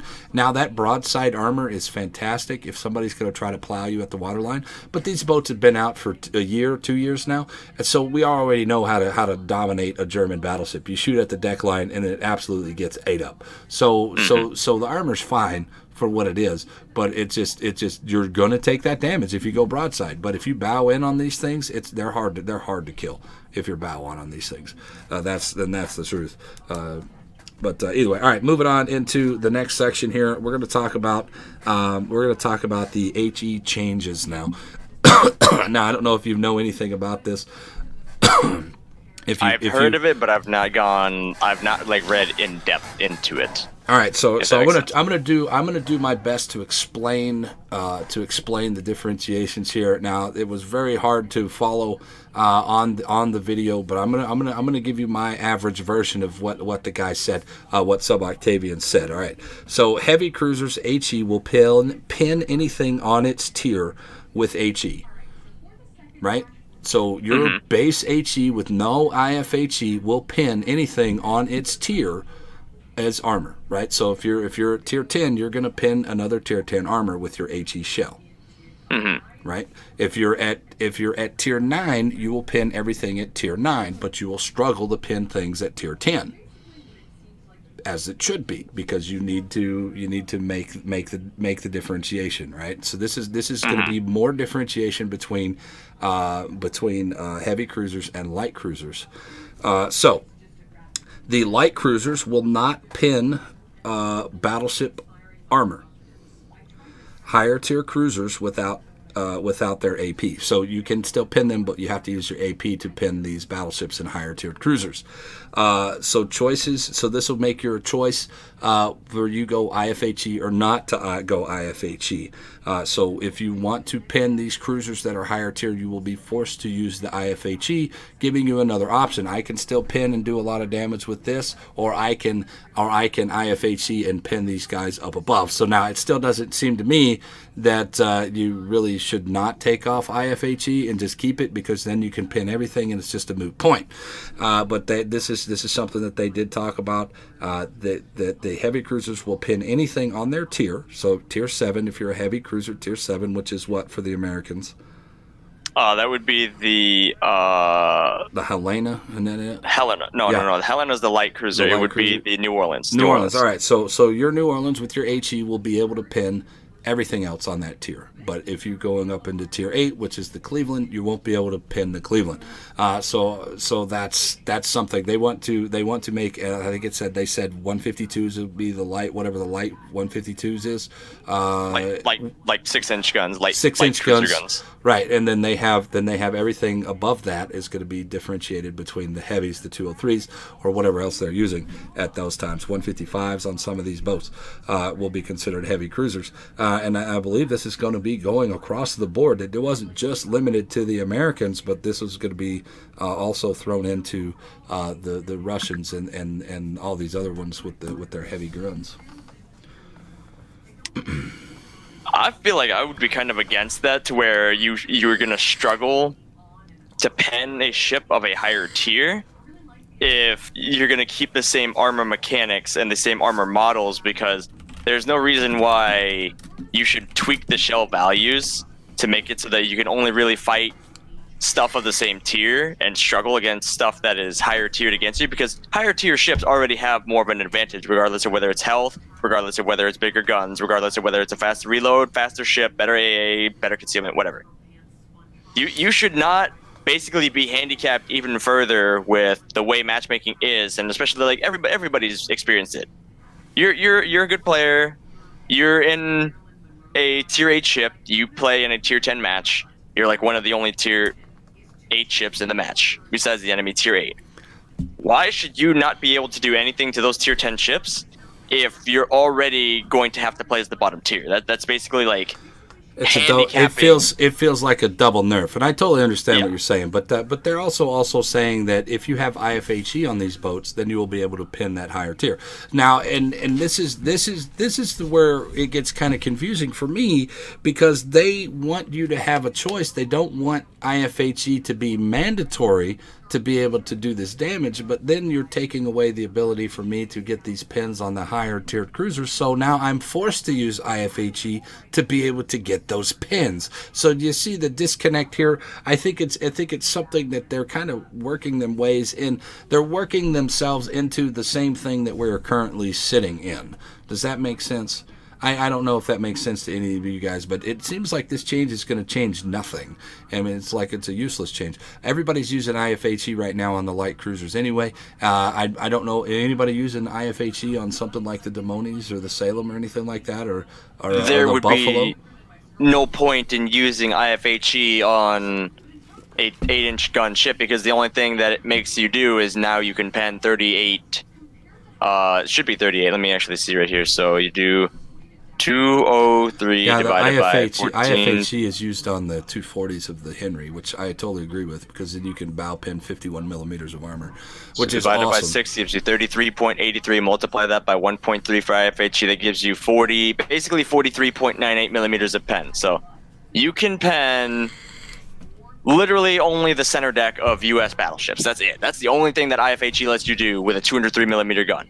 You can pen the center deck of U.S. battleships, which is generally 37 or 38 millimeters. And that's it. You don't pen German battleship fore end, aft end, center deck. You don't pen Japanese battleship fore end, aft end, center deck, especially not the Izumo or the Yamato, since their center deck is 57. Fore end is 50, and then the bow and the stern is 32. Germans, it goes 32, 50, 50, 50, 32 in terms of, bow, and then fore end deck, and then center deck, and then aft end deck, and then stern. Mm-hmm. You're not going to pen, like, the fore end belt. You'll still be able, I believe you'll still be able to pen, if I'm reading into this correctly. Now, there was no real details given out here, but if I'm reading into this correctly, just based on the experience that I've had, and some of you guys will probably feel the same way, you still should be able to pin the upper sections with regular HE for the lighter. The pin mechanics would stay the same. It makes no sense the way that they pulled this out there. So until they put it out on the dev blog, which it should be out on the dev blog. All of these changes, they said that were going to be up on the dev blog coming up. I have not seen this information on the dev blog, so if it's there, I don't know. So to get some more explanation, but it's a very confusing thing to announce.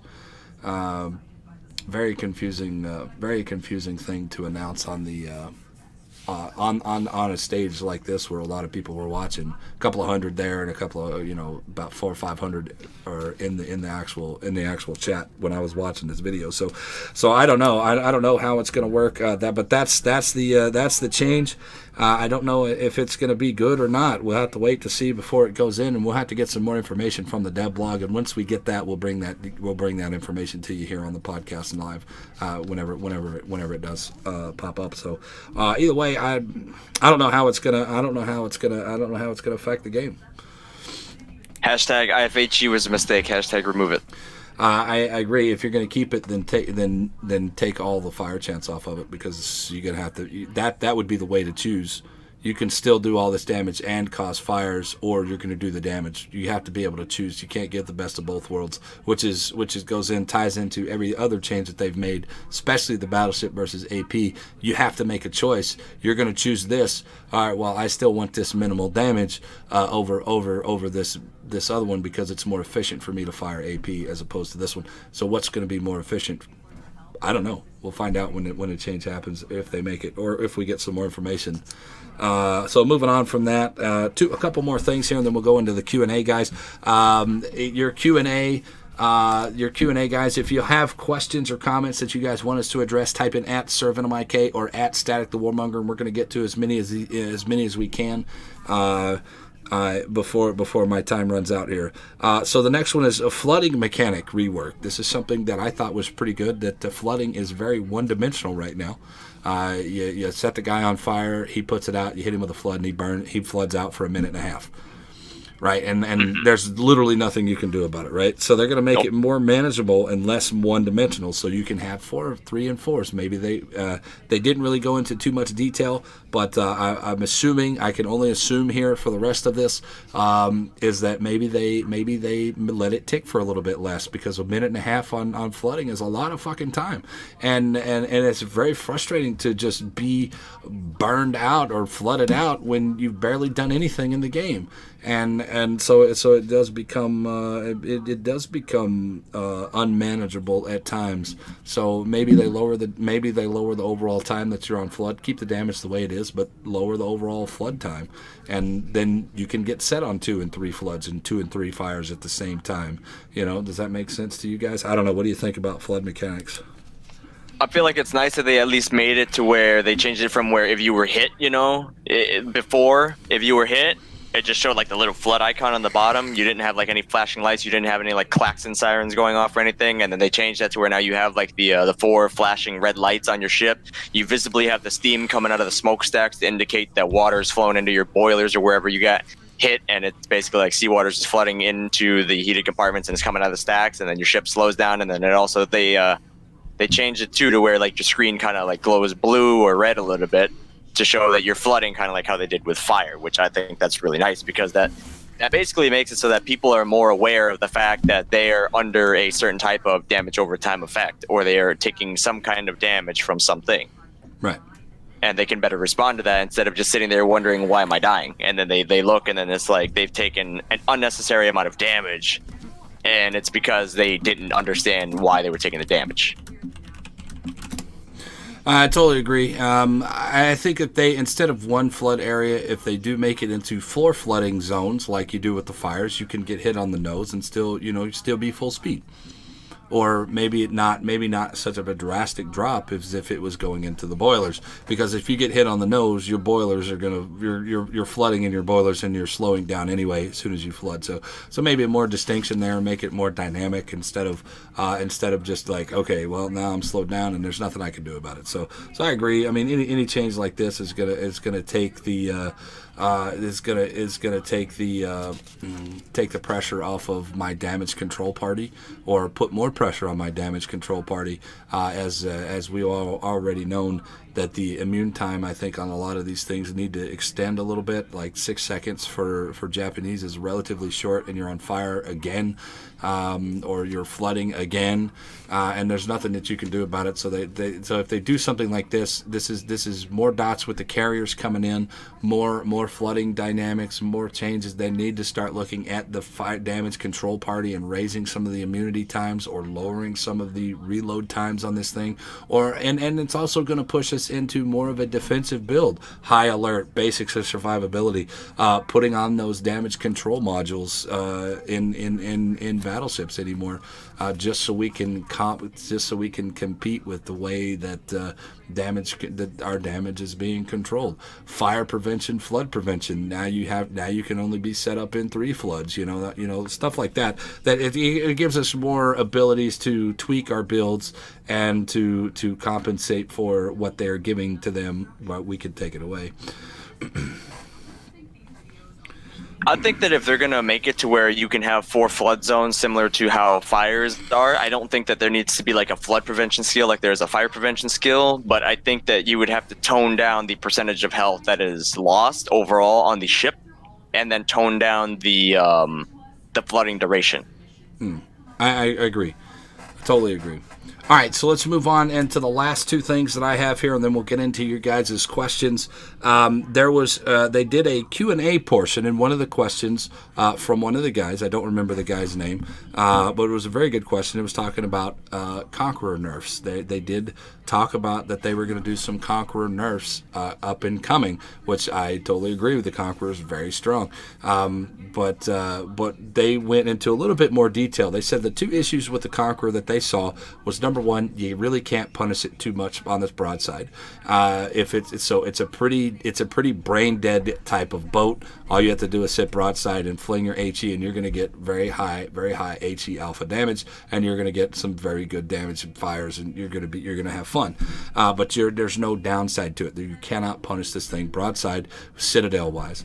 So they were talking about, and the other instance is the big guns. What are the big guns? 457s or 420s? 457s. Right, 457s. Nobody's using these things because they're terrible. And I totally agree that they're terrible. So there are 2 changes that they're looking at bringing into the Conqueror. Number one that they're going to do first is raise the Citadel. So these guys have to be more dynamic with their play. They have to be smarter with their play. And the next one is to make the other guns viable so people will actually use the 457s.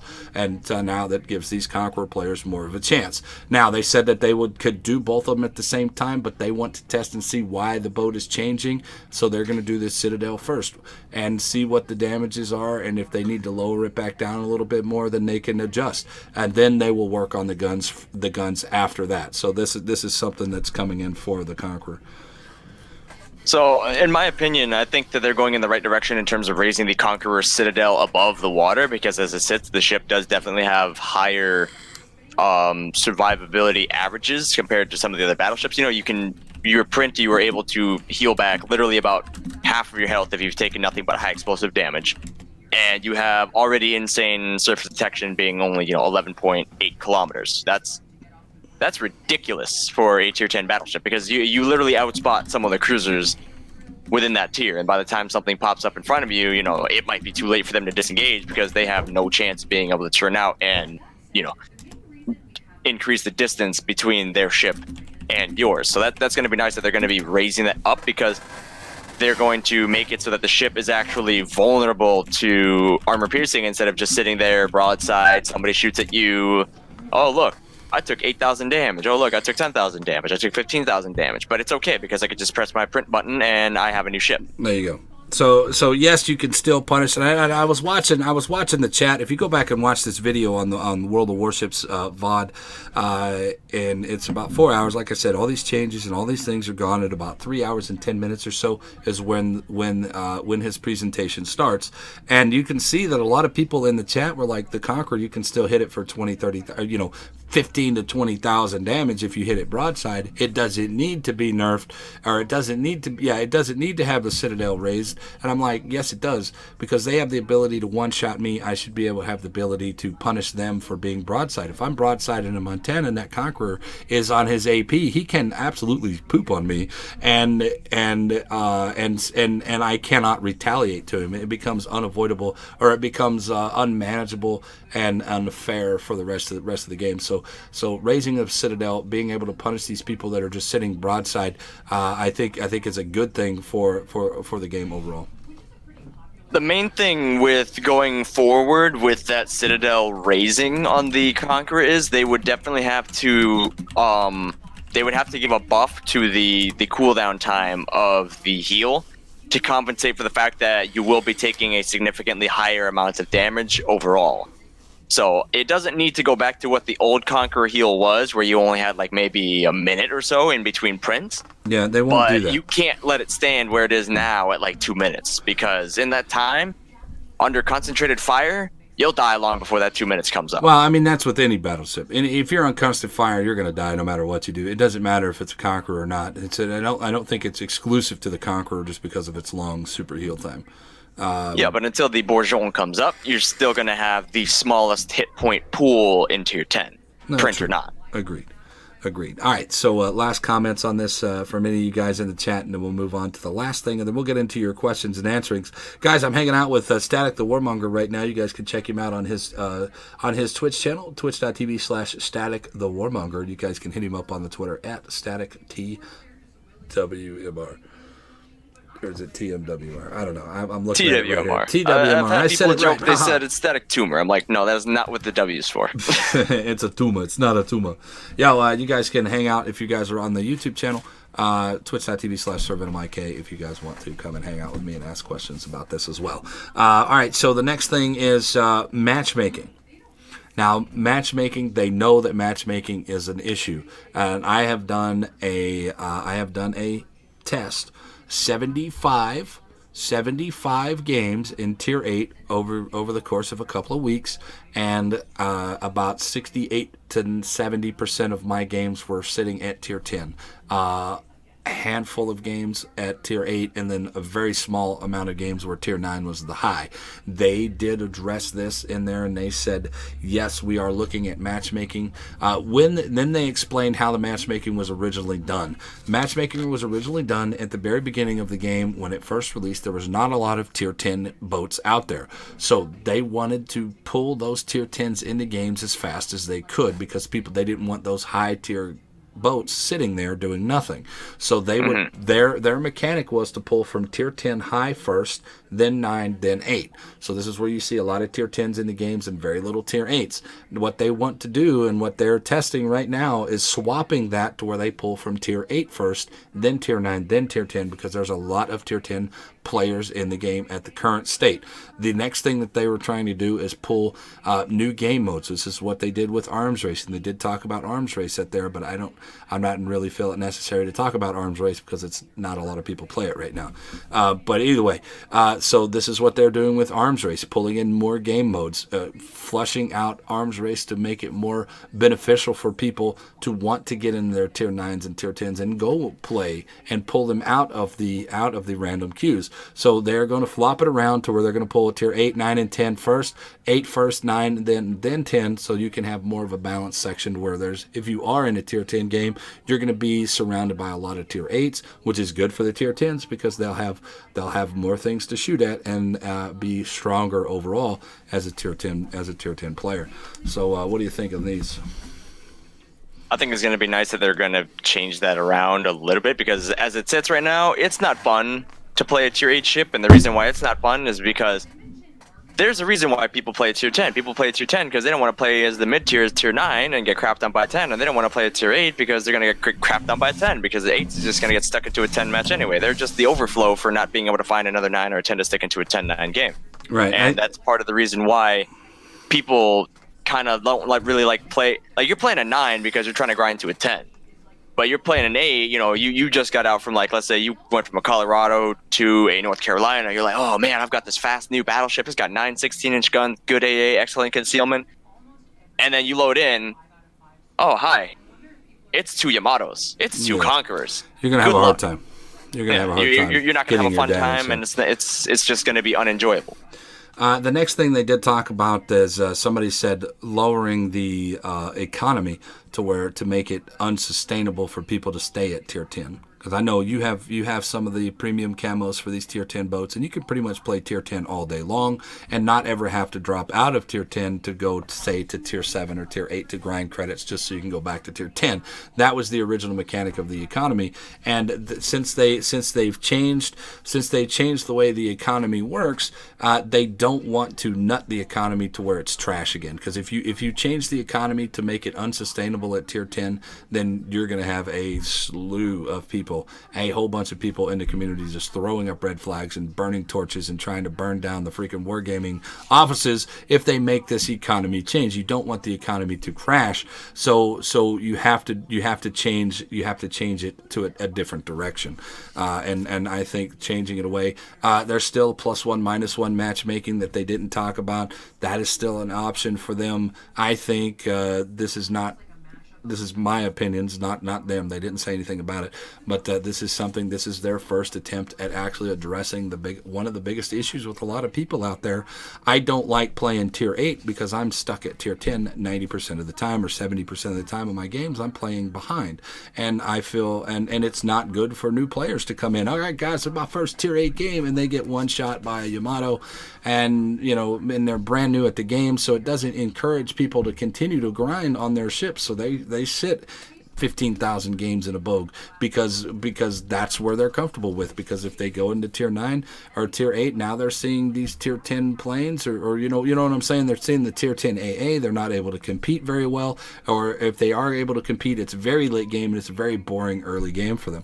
So I totally agree with them at least addressing and understanding that there is an issue with matchmaking moving forward. So what do you think? Oh yeah, I think it's gonna be it's like you said, how basically people aren't going to enjoy moving out from a tier that they're playing at because that's where they're comfortable at. But you definitely can't bring the economy back to what it was before, and where the warships, where basically the more damage you took, the more repair costs you paid. You definitely can't go back to that, because you're going to push people away from the game that were accepting of that change. That it was something that people within the community definitely liked seeing, was you're making it more economically viable to continue to play your ship, because it is now a standardized set cost of repairs per tier, instead of, oh, I got beat to shit, I have to pay more to fix my ship compared to the guy that's just sitting in the back at 30 kilometers and his ship's untouched.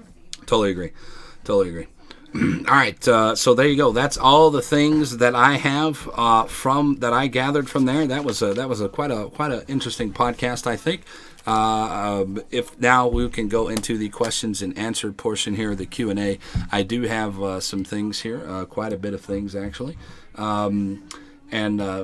If you guys have any more questions, comments, or concerns, please at sirvenomik or at Static the Warmonger, and we will do this for about 10 minutes, 15 minutes, and then me and Static are going to jump in and play, and we can continue to talk about these things as we move forward. But we do have to finish up the podcast here. So, all right. So first things first. Speaking of destroyers.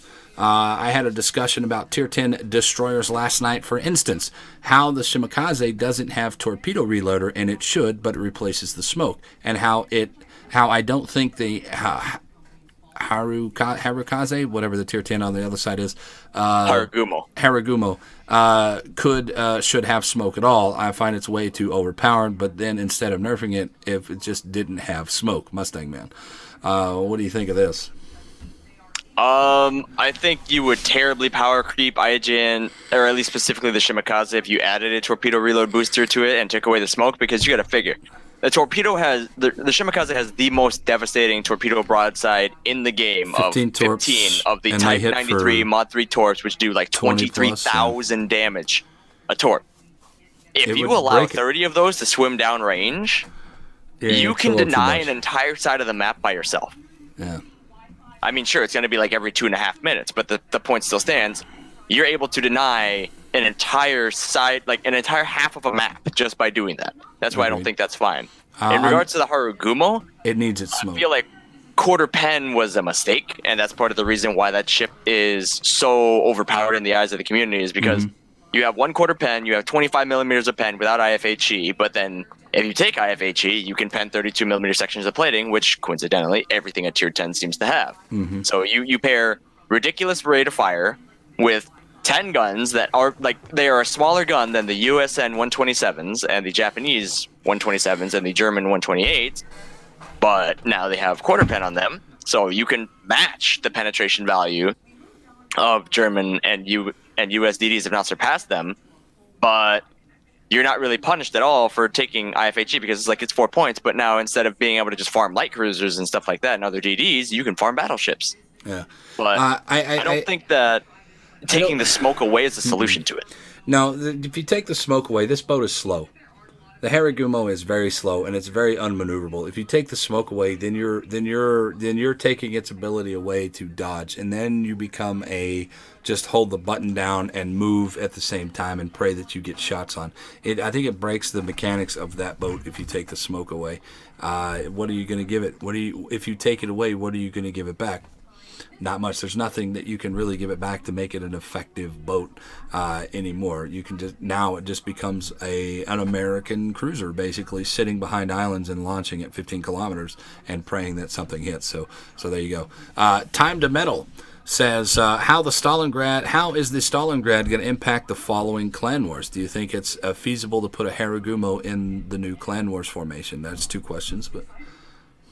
Stalingrad, we've already seen the impact that the Stalingrad has had in terms of being in a competitive environment. If you watch King of the Seas 7, there was one team that I don't remember which one it was, but they ran double Stalingrads. I think it was PSB, I'm not sure. But the cross shots they were able to get off were ridiculous. But in terms of substituting a Moskva out for having a Stalingrad, I don't think you could get away with that, because while the Stalingrad is a better tank, the Stalingrad is also even more vulnerable to getting flanked and getting farmed at range, as it is also bigger, therefore it is also detected further out. And the main problem is you don't have the DPM of the Moskva, and you burn for the duration of a battleship as opposed to the duration of a cruiser. Okay. In regards to seeing a Haragumo in clan battles, I don't see that happening with the way people are going to be positioned, especially when the Z52, the Gearing, and the Yo-Yo are significantly better picks. I don't see how you would be able to fit a Haragumo into a competitive setting without it just completely getting crapped on, because the only advantage it brings is the ridiculous firepower that it has, paired with being able to drop down 12 torpedoes instead of 10 like the Gearing does. I also think that you got to see what the current meta is of Clan Wars. Now, we can only base that off of what King of the Sea was, or what the previous Clan Wars seasons had to offer. And most of the guys that were in the top tier, they're only running 1 DD for a lot of those from the ones that I saw. You played a lot more of Clan Wars than I did. So what did you see on DD meta? I mean, mostly Yu Yang Radar Yu Yang, but what did you think, or Grozavoy or something? If people weren't running Radar Yo-Yo, you were probably seeing the Gearing was a strong pick because of you had the US duration smoke, big smoke screen, long smoke trail, and then you also had the 10 torps that deal a decent amount of damage. But you had the ability to fight other DDs if you came into that situation, having your fast rate of fire with the 127. That or the Z52. The Groz, I know Yikes, which is Geshu's clan, which they have renamed themselves like freaking 6 or 7 or 8 times already. And they're I think I don't even know what they renamed themselves to right now, but they brought a Groz. Yeah. But in Groz terms of running one DD, that the main advantage you carry is being able to get into a cap first, and being able to keep someone permanently spotted, especially if you understand that they have certain parameters to their ship that you have to avoid. And especially with there being no stealth radar except for the Minotaur for the most part right now, you could reasonably expect to continue to see the DD become or play a prominent role in a team environment setting where you have high stakes. But in ZR we ran 1 battleship and 6 cruisers, but it is significantly harder to run 6 cruisers. All right, so moving on. Mike 1234455XD says, "Hey Venom, what's up? Hey, how's it going, man? Doing the podcast. Any tips on how to play the Alsace? The Alsace is a fantastic boat. The one downside that I see to the Alsace is 15-inch guns. So if you play for the broadside shots and very opportunistic shots with your AP, you're going to absolutely demolish any battleship that shows you its side. You will have to aim a little bit higher, but that's okay because you can do it. Its HE does set some pretty decent fire, so if they're bow into you, feel free to switch over to HE and do it. Any thoughts on the Alsace? Alsace, fantastic tier 9 battleship. Again, main disadvantage, you have 15-inch guns. But the nice thing is you have at least 12 of them, so if you throw enough shit at the wall, something's going to stick. There you go. But you have the engine boost, which with engine boost mod, the special upgrade mod, you can get your engine boost going for 4.5 minutes, which allows you to either get into position or reposition if you have to kite away from something. And if you catch something broadside, you can punish it. It's very fun to do a drive-by on a Yamato or Absolutely. a Montana. I totally agree They're with just you. sitting there, bow in, 2 front guns, they fire early, they bounce, they may incapacitate a gun turret, you come by, all 12 guns, right into the broadside, free depth strike. There you go. Keishu says, I will say that the Shimakaze has such a high ceiling in this meta that it takes an absurdly high skill player to make it work fully.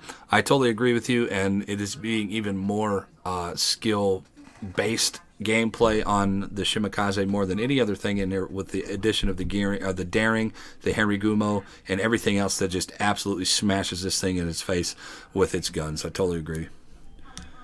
Main problem with the Shimakaze, at least in terms of historical accuracy of the ship, is the fact that the torps are detected so far out. But the problem is you can't give it any stealthier torps because they already do a crap ton of damage. That's why you can't give it stealthier torps. True. So it's got to be one of the two. But that's the main thing is Japanese destroyers are known for having their devastatingly high damaging torps.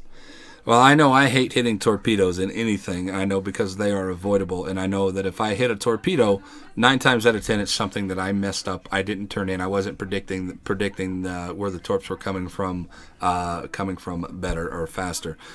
Moving on, Daniel Shipman says the main issue with the CV rework is that it's going to lower the ceiling to the point where it's almost to the floor. I'm assuming he means skill ceiling.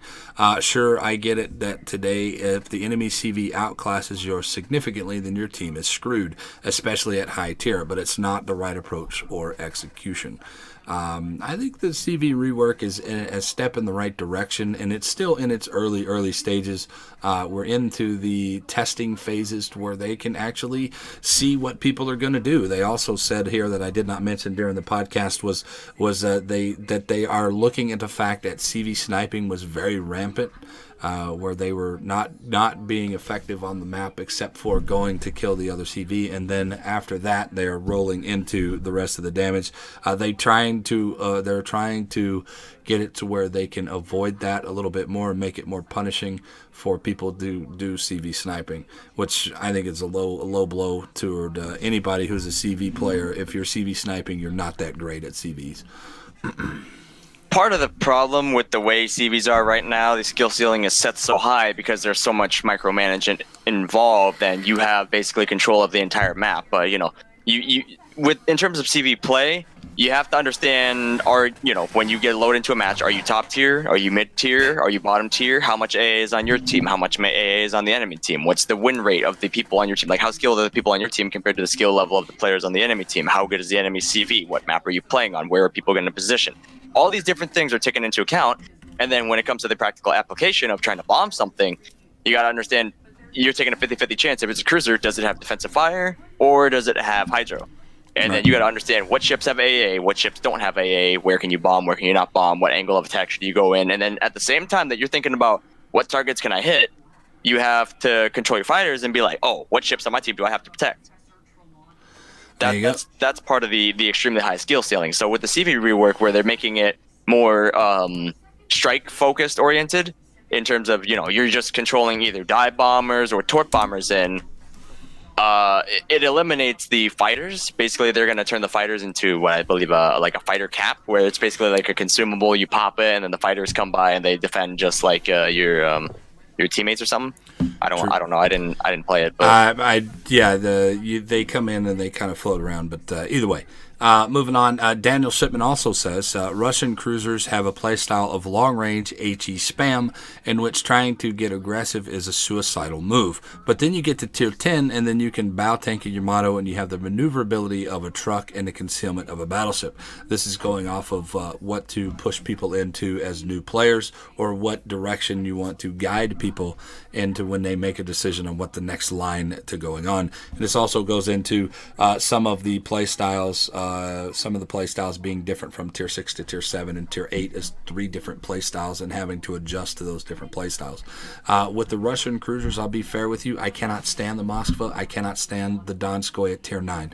My love for that Russian line changed at tier 8. I love the Chappie. I think everything else below it is perfect, but the tier 9 and 10, I just don't enjoy playing them because it's a very different play style than what I got used to at tier 8, and then tier 9 was a change, and then tier 10 is completely different again. So I do not love the Russian cruisers. I do not enjoy the Moskva or the Donskoy because of that change. So I don't play them anymore. So what do you think? I struggled with the Kirov because the Kirov had a long reload time, but that came with understanding that it had tier 9 guns. At tier 5, you had the ultra high velocity, you had the 180s, and it was just, you could overmatch at that tier. But then you moved up to the Budiani. Amazing. 35, 36 knot top speed. Long you had range, 9 of the 152s, long range, 16.8 kilometer firing range with like a 16 or 17% fire chance. Absolutely insane. Shores took that up another level. You gained the extra turret compared to the Budiani. The Chap was where I struggled. Now, the reason why I struggled with the Chap is because I constantly got into like tier 9 and tier 10 game, but you don't have the bulkiness of the Donskoy, and you don't have a heal like the Donskoy does. And then you go up to the Donskoy. The Donskoy I actually quite enjoyed over the Chappie because the Donskoy had the 8-kilometer torps, which is like really, really peculiar. It's really nice because everything else is 4. Everything else gets 4-kilometer torps within the Russian line, and then you just had to take IFHE, and then you could choose between firing armor piercing on a broadside target, and you would get decent armor piercing damage because you had decent initial velocity. It became floaty after a while, but it could still pen, or you could still fire your 180s with high explosive and still have the decent fire chance. But with IFHE, of course, you could pen 32mm sections of plating. And then you went up to the Moskva. When I went up the Moskva, that comes from the time before they added the 50mm forend belt, which I think might have overdone it in terms of strong. It's a little much, especially with the ability for a potato to literally just get, they could play their first game ever in a Moskva, sit bow in, and do 100,000s of damage. Yeah, totally. Yeah, they could do probably 100,000 damage just because it's a very inexperienced player doesn't know where to shoot on it, whereas an experienced player prays that RNG makes his shells hit the right spot. Right. Well, my feelings are, and then we'll move on from this one because we only have just a few more, and we're running way short on time. My feelings on this is Moskva is a very stale gameplay. I don't like sitting still for very long. So I don't enjoy that play style. The Moskva overall is a fantastic ship. It's got great AP. It's got fantastic HE.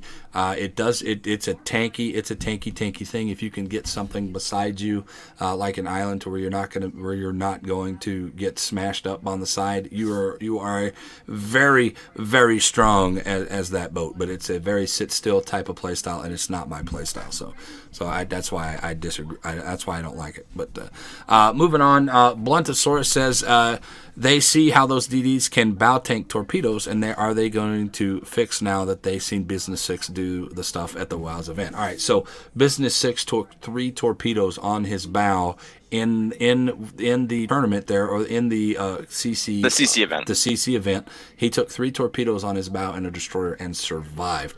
They did address this, and they are saying that they are going to look into oversaturation mechanics to where he can't take 3. He should have died, basically, is what happened, and he did not die. So they are looking at adjusting this as well. He did say that in the Q&A portion as well. So they are looking at oversaturation mechanics. Warlock says, I believe it's War Loco. Says, respectfully, could you give me advice to get the Salem or the John Bart? I have 120,000 now. I'm assuming that's Cole. It's a personal preference. I have the Salem. It's a fantastic boat. If you have the Demonies, you're playing the same kind of play style. The John Bart is a fantastic new boat that's come out there. It is probably a little bit more user friendly because it is a battleship.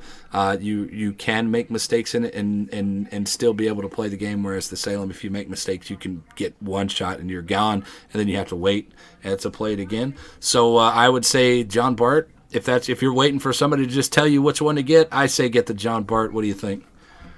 I would say Jean Bart. The only thing that you have to get accustomed to having is understanding that you have only 15-inch guns, and now you carry having the weakest broadside power in terms of a battleship at tier 9, because that distinction used to be held by the Freddy, because they only had 8 guns. But now, you have 8 guns, but they're 15-inch guns now instead of 16-inch guns. Right. So and you just remember that you are a tier 8 battleship upgraded to tier 9. So your armor didn't get better. Your guns and the reload and everything got better. That's the only differentiation between the Richelieu and the John Bart. Aside from the maybe some AA. Absolutely insane AA. Yeah. Right? Just a little bit of AA. But either way, all right, moving on. Your SAT score says they could have made radar stop going through the islands. The issue, Wargaming found that nerfs radar to the ground, so that idea is unviable. This also goes back to what I said. You want radar in the game. You don't want it to be nerfed into the ground to where it's useless. Totally agree with this statement. Any thoughts on that real quick? I think they should not change radar in that manner to where it can't go through islands, because it's a long-standing game mechanic, and while it is a problem and it is historically inaccurate, it does not work because of the way that many of the maps are in this game, where you have a bunch of islands just scattered everywhere across the map. Doesn't matter if they're big or if they're small, it's just you have a lot of island cover for people to hide behind, and I don't think that radar would even be viable or worth using anymore if they changed it so that it couldn't do that. All right, that I agree. Amenhurst says there were a lot of complaints about being able to do damage before IFHE, or were there a lot of complaints about being able to do damage before IFHE? I don't recall feeling like relying on fires to do a lot of damage to battleships was that much of a hindrance. A lot of people, I've been watching the chat here, and a lot of people were talking about the IFHE on the Henry and the IFHE on the Zal versus not having them. In the end, it becomes a personal preference. Do you want to do and rely on these fires to do more damage, or do you want the IFHE to guarantee you some damage and then possibly get fires later on? It's the same thing. I have an Atlanta build. Atlanta is my favorite ship in the game. I have 3 different builds that I run on the Atlanta or the Flint. One of them's IFHE. One of them's no IFHE and full AA spec. One of them is kind of a quasi no IFHE but with concealment. So in the end, it becomes a personal preference on which one you prefer to take damage on, or which one you prefer to rely on for your damage. Do you want to rely on your RNG for fires? In my case, no, I don't want to rely on RNG for fires because I don't get fires. We even have an emote that says don't get fires. Or do you want to roll on into the other side of it? That everybody gets set on fires, but do you want to rely on that pin value damage? So in the end, it's a personal preference. Take IFHE on one, don't take it on the other one. It's up to you, and what you think is necessary for your personal play style. Trilamar says, "Hey guys, I watch both of you and enjoy your streams." Well, thank you. With the Massachusetts, I haven't yet had that killer game. I've been playing it like a North Carolina early game and trying to get in close late game. The biggest issue is HE spam. Comments on how to play the Massachusetts best. I have a personal opinion on the Massachusetts. I'll let Static take this one. He's more of a battleship player than I am. I was gonna say, I know Venom has not had the best experiences with the Massachusetts. I remember that one time you were on stream and you had 2 of your turrets incapacitated, and one, I think it was like your number 1 and your number 3 were incapacitated, and then one of them got destroyed. But they all, I lose more turrets in that Massachusetts than anybody else, and I'm like, yo, this Massachusetts cannot keep turrets, and everybody, when I say stuff like this, they're like, what? And then they watch me play it, and they understand that there's, and they're like, well, you're playing it wrong. And I'm like, how can I play it wrong when I get knocked out and I lose 1 turret, incapacitate my second turret from a Yamato shell? There's nothing that I can do to defend against it. There's literally 0 that you can do. It's a Yamato. He's going to knock out your guns. And people don't realize that when I play these boats and I say these things, these are based off of personal experiences in the boats, and they're not just, oh, well, you just don't know how to play the boat. I'm like, no, I know how to play the game. I've got 13,000 games plus in this game, so I know the mechanics of the game. I know what I'm doing. But my only suggestion is maybe to offset some of this, maybe you push in a little bit closer in relative safety, maybe behind an island a little bit, and use your secondaries to cover the caps. 11.3 or 11 whatever. What's the range on those? 11.3. 11-3. 11-3 secondaries going into a cap. You don't have to be right up on the cap to be effective with your secondaries. You can be a good deterrent at 11 kilometers. And then, if you're rolling in there, that's something that a lot of people don't understand about secondaries. You don't have to brawl all the time. You don't have to push in all the time. You can use your main guns, even though the dispersion is wonky. You can use those to get a little bit of damage here and there, but you can also be an area of deniability zone for a particular cap. So if you have support, you can roll in behind an island and still have your secondaries being able to cover that entire cap and still be effective as a deterrent for somebody else. That's the only way I've figured out how to play the Massachusetts to any kind of extent. What about you? For me personally, I like playing it a little bit more passive at first. I like to examine the matchmaking. I like to see, what am I facing? Am I mid-tier? Am I top tier? Am I bottom tier? How many people are good on the enemy team? How many people are good on my team? All that stuff. I like to go through basically like that mental checklist. And then, of course, it also comes down to what map are you playing on? And that comes with understanding, certain maps. You have people that will always go to one spot, regardless of what map it is. Like, it's just because it's that map, people go to a certain spot. Like right now, I actually just looked up my Massachusetts stats. I have an 89% win rate over 35 battles, and I have 111,000 average damage to ships, but my main battery gun's accuracy is only 31%.